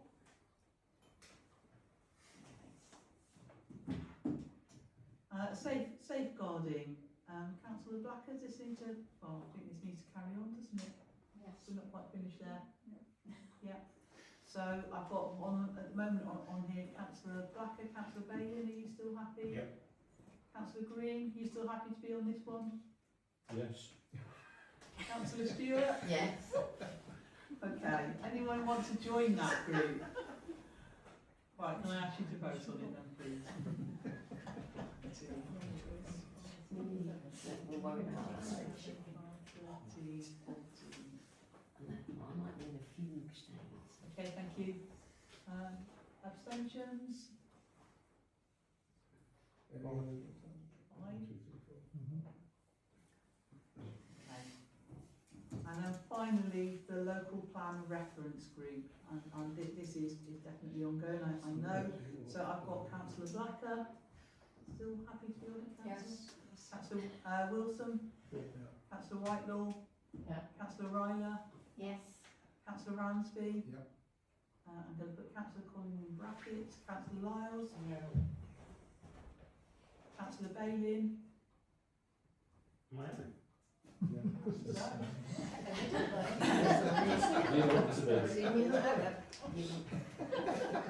I was just being copied into stuff.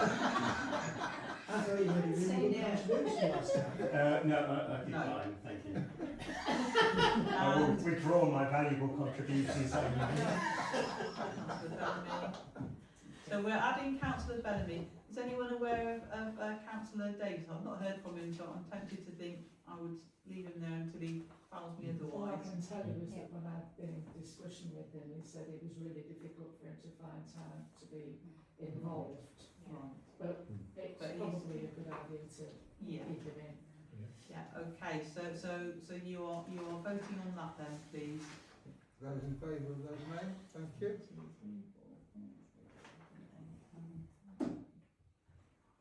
16. Any against? Any against?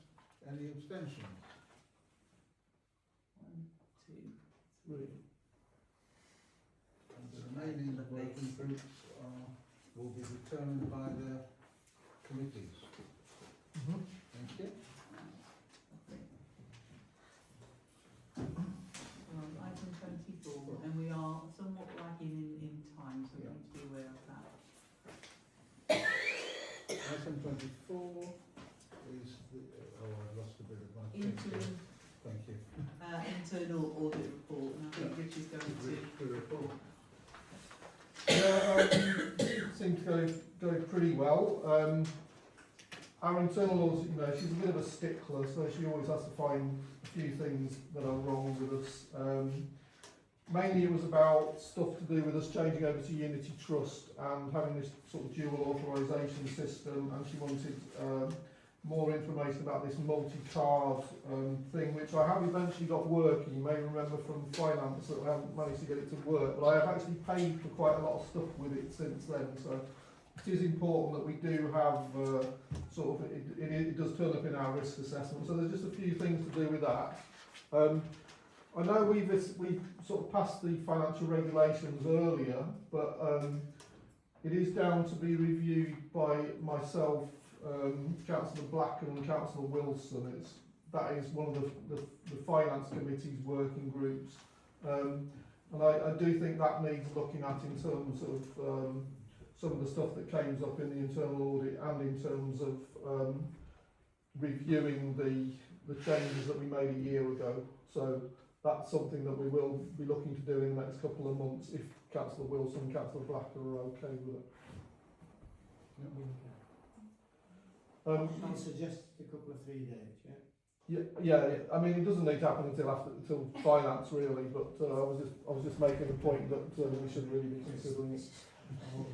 And then I suppose we've kind of discussed this earlier, but I did think it was quite interesting where the internal auditor was getting us to consider whether we should even do away with the finance committee. We've obviously decided to keep it going, but she was making the point that if you've got 23 councillors on the finance committee, you might as well just integrate it and make it another meeting of the parish council, which seems to me to make sense. So I think it is something that council should be thinking about.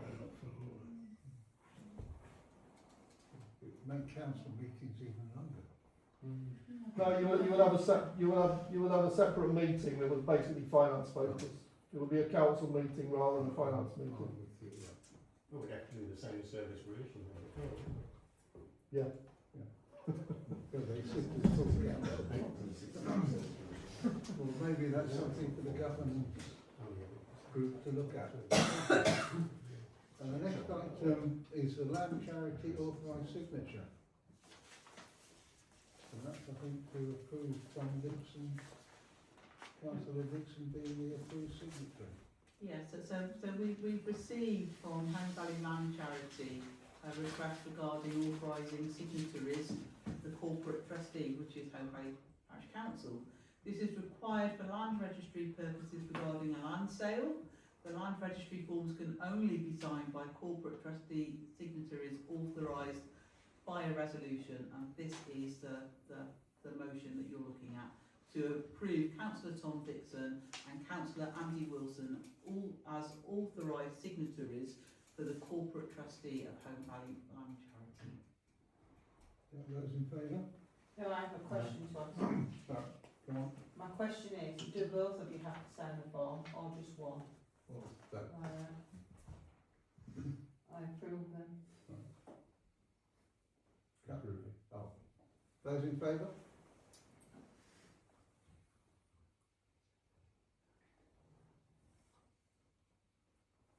Unanimous? Yep. No one abstaining, no one voting against? No, good. No. Shall we suspend standing orders to overrun? Yeah, I think you're going to have to, if you want to finish the business. Yep. Those in favour of suspending standing orders, thank you. Yep, that's passed. Okay. Those against? Those against? And those abstaining? One against, 3 abstaining. Item 26, the Civic Vision Working Group. Okay, I've got a lot to update you on, so I hope I don't miss anything out because there has been a lot happening.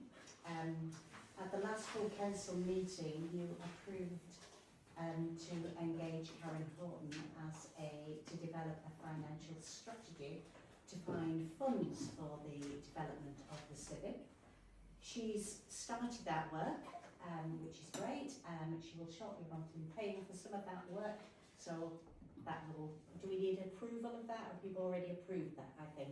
Well, I mean, you did say that you're going to. Okay. We've approved 2,500 for that, which is fairly modest. When the next thing we got that we'd requested a quantity surveyor's costing of the architect's proposal. Have to say, I'm taking a deep breath when I'm telling you the figure that came through. So that was 3.5 million plus that, plus other professional fees, so it is quite a large amount of money. I was pleased to say that Carrie Portman, who's a financial expert, wasn't as fazed by that or as terrified by that as I was. So, you know, there is quite a lot that I've Well, I've got a question to ask you about it. Okay. So when we were at the meeting, we asked you to get 3 quotes for the quantity surveyor. There was a reason, Rich, when this was I'm trying to remember the special circumstances in which, because she was already working with the architect, that we were happy. I can't remember the little details of that. What about the quantity surveyor? The quantity surveyor, that we'd already agreed that way back in August last year or the But year you're still before. supposed to get 3 quotes. Well, that was done when we engaged the architect way back. That's passed way since. That was, you know, that original contract with the architect. Well, it should do. What's the law, but what? Well, presumably that was done before we employed the architect. That's going way back even before. Well, do you know, Rich? No. Jen? I think this goes back to, you know, when the Civic employed the architect. And my understanding of it is that the architect, you know, this is the quantity surveyor that works with the architect, so they're kind of like a fixed package. Yeah. But I've got very limited knowledge about it. But that was my impression. This architect was employed initially by the trustees of the Holme Valley Hall. Can I just say that it was, sorry, I'm interrupting, but I think that this was already part of a package that we'd agreed. And also, but what I'm saying is, this quantity surveyor had already done the survey of the building for the maintenance of the building. So if we'd had to get another surveyor in, it would have probably cost twice as much because half of the work was already done. So a quantity surveyor normally takes a percentage of the bill. That's how they calculate their quantity surveyor fee. I don't know about that. Sorry, This is beyond my Councillor White. I don't know. I'm on this working group. I asked exactly this question, and that was the answer that came back. This had already been dealt with in the prior issues to do with. So this wasn't about the work that was about to be commissioned. It was about work that had been commissioned previously. I appreciate that, but on reflection, you know, we've revealed a situation where we might not have followed the proper process. Is there any way to relook at that process? Because we need to make sure that if there is an opportunity to correct the process of 3 quotes, that we correct it, because that is the proper process. But when we contracted, I think the trouble is we're coming in late to this, aren't we? That the trust has taken this on, and the trust has done the negotiations with the architect, and they treated it as their package. We've taken on the package essentially. And we agreed to that package at least 2 years ago. They did their diligence in terms of 3 quotes, and we've taken on that diligence. And do we have evidence of that in case somebody asks us? I don't think we do, but Can we ask them for evidence? Too many cooks. We knew that they did their due diligence on it. I haven't seen the paperwork personally. But as long as we've got evidence of that paperwork, then because we are now picking that bill up, and we are as taxpayers paying that bill, so we do need evidence. Councillor Wilson. Can I suggest that we ask the question whether we can get alternative quotes from the quantities? Or just proof that Or they we did have it. proof of. Or they have proof that they asked for 3 quotes. Well, the trustees interviewed a number of different architects who came as a package with quantity surveyors. And that's how the decision that I understand it, how I think Tim Rosdale was taken on board. I think we use different quantity surveyors at different times. Same architect. Councillor Whitehall and Councillor Green. And then we're moving on. Can I suggest that we go back to the trustees and ask them what the process was? Okay. Councillor Green?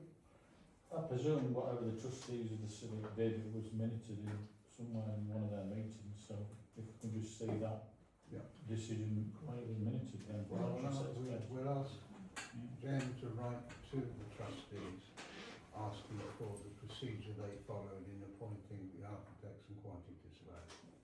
Okay? So I've got Thank that down as an action for me to do. Can I just clarify this? Are we talking about architects or quantity surveyors? I mean, the architects were selected several years ago now, and there was quite a ritual we went through selecting those. Well, I think Quantity surveyors is different. we asked the trustees how they selected the quantity surveyors following the appointment of the architect. I think they're doing on a job by job basis, not. So can't we just ask them? And that's why I said quantity surveyors. Yes, we can find it, but I think this has already been paid anyway, that bid cost £4,050, if I remember right. Anyway, Jenny. Okay, so following on from that report and the work of the vision group was to then have a public consultation as to whether this is the, what do the public actually want the civic and what are their commitments to it and how do we get them, keeping them informed about what's happening, that we're planning a major refurbishment and it's only going to be successful if we actually do have commitment from the community. So the public engagement is quite a big undertaking and the success of it does depend on that public consultation. So we have to get this right, and it was felt that we needed to pay some external expertise, that we've got some in-house expertise with Gemma and Dawn, but we needed this to be professional. If we're going to really find out what the public want the civic to be, we've got to make sure that we've really thoroughly and competently engaged with them. So we have sought 4 different local PR businesses to ask for their expertise on how to manage this public consultation. So we've gone to Redback, and I kind of remember the names of Hollywood, Social Progress, and the one in Slough. Those are all 3 in Home Fair. The other one is Would it be No Name in Slough. We've only 2 of them have responded, and tomorrow at the working group meeting we're hoping to make a decision of which of those packages we think will help us most ensure that we have a successful public engagement. And that's going to involve a social media campaign with information, a video and an online survey. We're going to have a physical display starting in the foyer here on the cafe area, so that regular users can engage with the information that we've got so far and have their suggestions and express what they feel the civic should be. And we want that exhibition to be mobile. We want to take it out. Any of you take it out to the groups that you go to find out what the groups that you use actually want the civic to be. The next event on the agenda, I think, is the Holme show, and we certainly want to engage with the public at the Holme show by talking to them about what the possible plans are. There's also going to be a public presentation by the architect. I think he came to speak to us way back. We now want the public to be invited to a presentation. That's been organised for the 25th of June, so just over a month away. People will be invited to come to that meeting. That's a launch event, yes. Sorry, when you say people, is that going to be open? The public, that's an right, open public meeting. And there will be, some of these materials will be inviting people, getting people excited about coming to that meeting. So we hope as many people as possible will come to that meeting. So that's going to be a big launch event that we hope to get the press involved. And is that a weekend day? A Thursday. That's the night when the trustees, it was when the big hall wasn't being used for anything else, and it was when the architect would come as well. And what time frame is that then? We'll probably decide that tomorrow, but it's probably 7 o'clock. In the evening? In the evening. It's an evening meeting, so that most people can actually get to that. It's also when the architect was free. So, And have you got a budget for this? well, that's what I do want to ask about. We do want, this is going to cost money, but we want to get it right. And so we've already got some money, but we have also got some money in the community engagement budget, and there's some money earmarked for that. So I do want to ask for £5,000 from that community engagement budget to be used for this. But more than the money, we also really want your support for this. You know, this is a big commitment. It's a big thing we're talking about. But the Civic Hall is our building, and we have a big responsibility to look after that and make it fit for the future. You know, it's served reasonably well for a long time, but it's dated. It needs, if it's going to match the bigger community, the bigger needs of a growing community, it's got to be upgraded. And it's a big commitment. And, you know, I am a little bit scared of this, I have to admit this. So I do feel, I want to know that we're behind this. We've got to find out if the public are behind it, but, you know, it starts with others being behind it as well. So if the budget's over £5 grand, you do need 3 quotes, even if 2 people have only responded. Okay. That's the law. Well, except we do want local businesses. That's irrelevant. You've still got to get 3 quotes. Can I ask for financial regulations for clarification? Finance regulations says over 3,000 you have to get 3 quotes. Yeah. Or three estimates. Is it estimates or quotes? 3 estimates. Okay, right. Well, So if you've only got 2, you need to find another. yeah, we've applied to 4, so That can be sorted. that can be sorted. We can make sure we can see. I mean, have you got any suggestions of which? I've no suggestions at all because I'm not linked with any businesses in our in media like that. All I'm saying is you do need 3 quotes. And is it preferable to go outside the area to look for expertise rather than using local businesses? Because I think we should have a commitment to local businesses. Yes, but you still Councillor Green. It sounds like we've tried the local ones, and at Okay. least one of them hasn't got back to us, so. Well, they've got On- back on to us and those- say they haven't got the expertise Well, all on the those time. grounds, to we do need it. to go outside like Okay. businesses. Okay. So we can do that then. Okay. Right, so I suppose I'm asking, are you willing for the community engagement money to be used for this purpose? Are you supportive of this project? It's a big project. Is this coming from the budget line or the earmark reserve for the council? The earmark reserve, I think it's So the earmark reserve. there's £3,610 in the earmark reserve. Okay. There's 10,650 in the budget. 10,000 in the budget, so 7. sorry. So There's 10,650 in the budget, there's 3,610 in the reserve. I chair this working group for the community engagement, and I'm also on this civic group.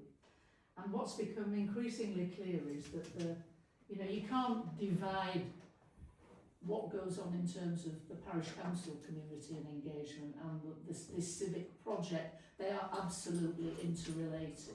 So I would argue for the budget that is required for this civic project to be supported by the parish council community engagement budget, because it's really one and the same. This is a one-shot for us, and it's a big opportunity for us to put out to the community as a whole, all aspects of it, and make sure that we get a really, really good community engagement, not just for the civic, but for the role of the parish council alongside the civic, those two bodies working together.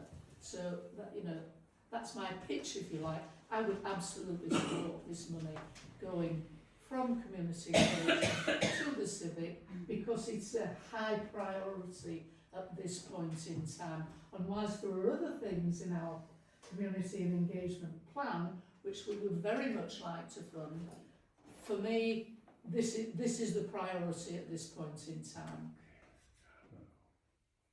Councillor Lyons?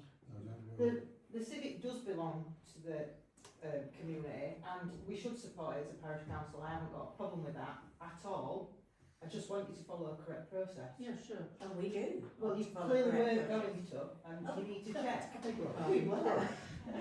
We did what we were asked to do. Councillor Dixon. Yeah, I'd just like to propose that we move the 5,000 towards the project. Yeah.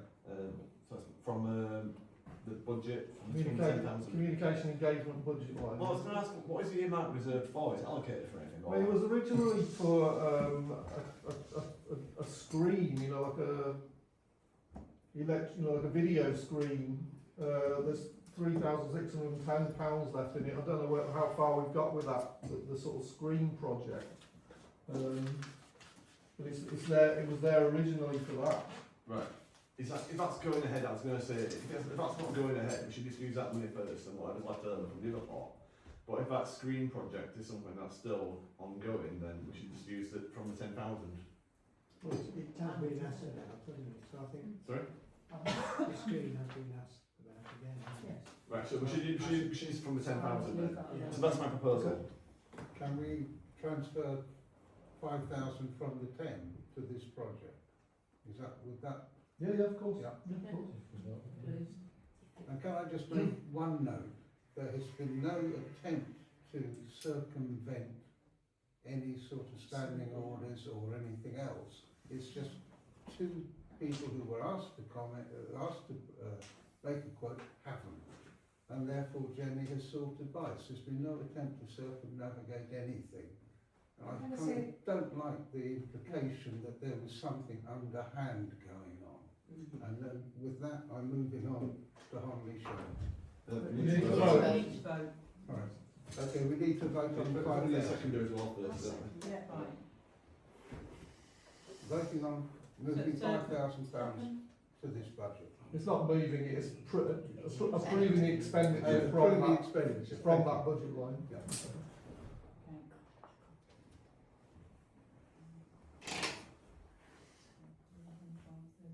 14. Those against? 1. Those abstaining? 4. Councillor Wilson. Could I just make a point about the launch date? I mean, it's been mentioned, but I think we want, or the thoughts are that we want to make a big feature of this launch date. So I'd rather it wasn't publicised too much from people around this room at the moment. I mean, the time will come. Yes, the time will come when we want that publicising, but it's not yet. So I know it's been mentioned, but I think keep it under your hats, please. Thank you. Right, we're running over too far. Next item, Holme Show. Item 27. So just to say, the chair is invited to the President's reception at Holme Show on Saturday the 27th of June at 12 noon, followed by buffet lunch. And if you could let me know how you want me to respond to that, Councillor, by Friday the 5th of June, that would be lovely. We've had confirmed a complimentary table in the countryside tent, and so councillor volunteers are requested to represent the parish council throughout the day. The Communications and Engagement Working Group will confirm likely focuses, obviously the civic vision consultation and the urban nature reserves are likely to feature in that.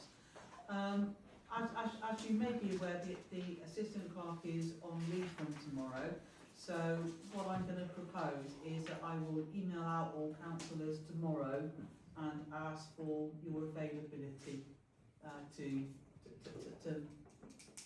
put any time into manning the table for our new show. Okay? So I will email out about that tomorrow. Okay, the next item is request from the Arts Festival. So the Parish Council's received a request from the Director of Anniversary Arts Festival to make available to the festival and to the Children's Art School the Gartside unit from Monday the 1st of June through to Monday the 15th of June for parade making and storing. Obviously this is dependent on the repairs having taken place, and I have asked John to crack on with those and we'll chase that up tomorrow. But this can only go ahead if you are willing to allow this. I'm just very aware it would have normally gone service provision, but obviously we haven't got service provision meeting before the festival takes place, which is why I brought it to full council. Can I just say that because I'm part of the Arts Festival, I should have left, but there's nothing actually being said, but I will leave the room if you want to discuss this. Yeah, I think better. I will. Just go to the side.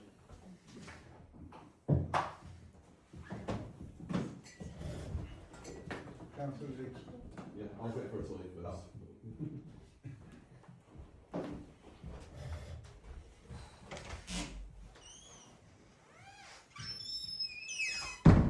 I was just going to propose that we allow them to use the unit. I'll second that. Right, you have the proposal on the Councillor table. Breeze, have you time to? No, sorry, I thought we were moving to a vote. Those in favour?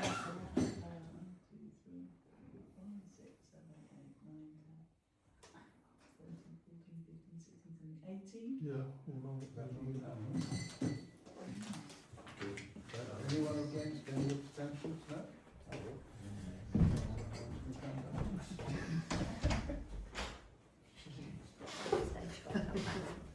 Next item is the IT systems review. The Clerk team wishes to review some of the IT systems and providers the council utilises, including our email host, and explore options around better digital adoption and synchronisation in general IT resilience across council systems. It is intended to bring forward recommendations to a future meeting. It may have some overlap with the remit of the IT working group. The council's current email provider has informed, you know about that, you know it has happened. Both Rich and I are in tomorrow. If you've got problems with it, you know, you can bring it to us and we'll try and help. We can't promise to solve them. And at the moment, the ticket that I raised with our email provider at the weekend, they've not answered that yet. So apart from to acknowledge they've received it, so they're clearly behind in dealing with support requests. But do let us know if you are having issues. But that's just a note. Noted, thank you. Next item is Holmesburg Town Centre works. Any updates? This is a standing item. Anyone wants to pitch in with updates? Just to say that the most recent update that I've got is 14th of April, and I guess that's because of the May elections. But just very, very briefly, really, because most of this you've already got. Then phase 2, Holygate, open to traffic now. There is some work that's going on at night, but obviously that has less impact. And that involves work with the new bridge area and the road marking and lining. So phase 1 complete, phase 2 Holygate nearing completion, phase 3 the car park Market Square to follow. There are still drop-in sessions, so weekly on Tuesdays 10 o'clock Holmesburg Library with C.R. Reynolds, and monthly on the second Tuesday 5 p.m. to 6:30. The only other thing I was going to mention was the lay-by. There is the lay-by in Towngate, and there is some discussion about how that's going to work, and it would seem that it will be a short stay lay-by, because that would be better for so many people. Right, That's thank you. it really. Thank you, Councillor Ryan. Right. We'll note that. We'll move on to the next item, council training. So there were no evaluations, but I have recently received one from Councillor Blacker that will go to the next meeting in June. Thank you. Referrals from standing committees and working groups. So first of all, this is just a note, pay award for a member of the clerk team. A pay award of 1 incremental point approved in principle for an officer by the staffing committee at its meeting on the 13th of April, payable from the 1st of April 2026 in line with contractual entitlements. Again, it's just a note. The next item is the Communications and Engagement Working Group. Working group members to report.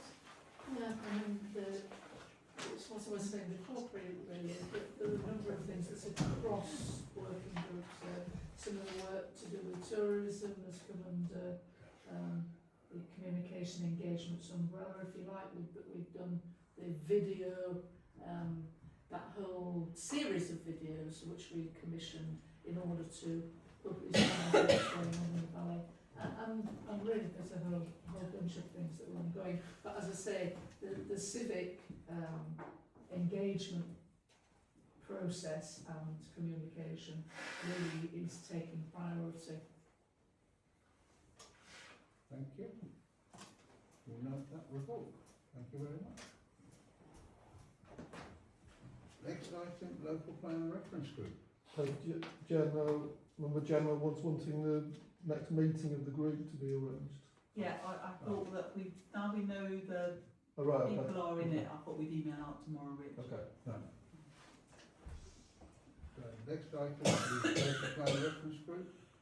Right, Councillor Blacker. I'll report on this. So you've got the notes of the last meeting. This is a pretty active group. And you'll note from those present that there are a number of very active members who are not parish councillors, who are there representing local groups. It's a very strong group, I feel, and it is a group which has a good relationship with Kirklees Council officers, in particular Joe Scrutton, who is the lead officer for the updating of the local plan. And I've just heard today that she's going to come to our meeting, which is our next meeting, well, it won't be our next meeting, but one, which is on Friday the 3rd of July.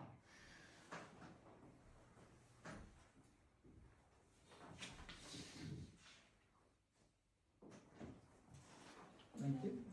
Can I add something? I'd really like to say thank you so much to Mary for absolutely driving this complex and testing project forward, because it's massive. But I think we should not underestimate the amount of impact and importance that this piece of work has, because it really does feed into the local plan. And then, of course, what happens in terms of the neighbourhood plan. So this is not something that, we're just doing for fun, so to speak, because it seems like a good idea. It's actually something that really can make a difference. Yeah. Can I just reiterate that Joe Scruton is hugely impressed by the work that's coming out from Mary. And we've set a template of what she would like other places to do that aren't doing it. And very commendable. Thank you. And an ultimate item, correspondence or reports from ward councillors. Any? Can I say congratulations on your elections? Yeah, congratulations. In recent weeks, the final bit of the Bradshaw Road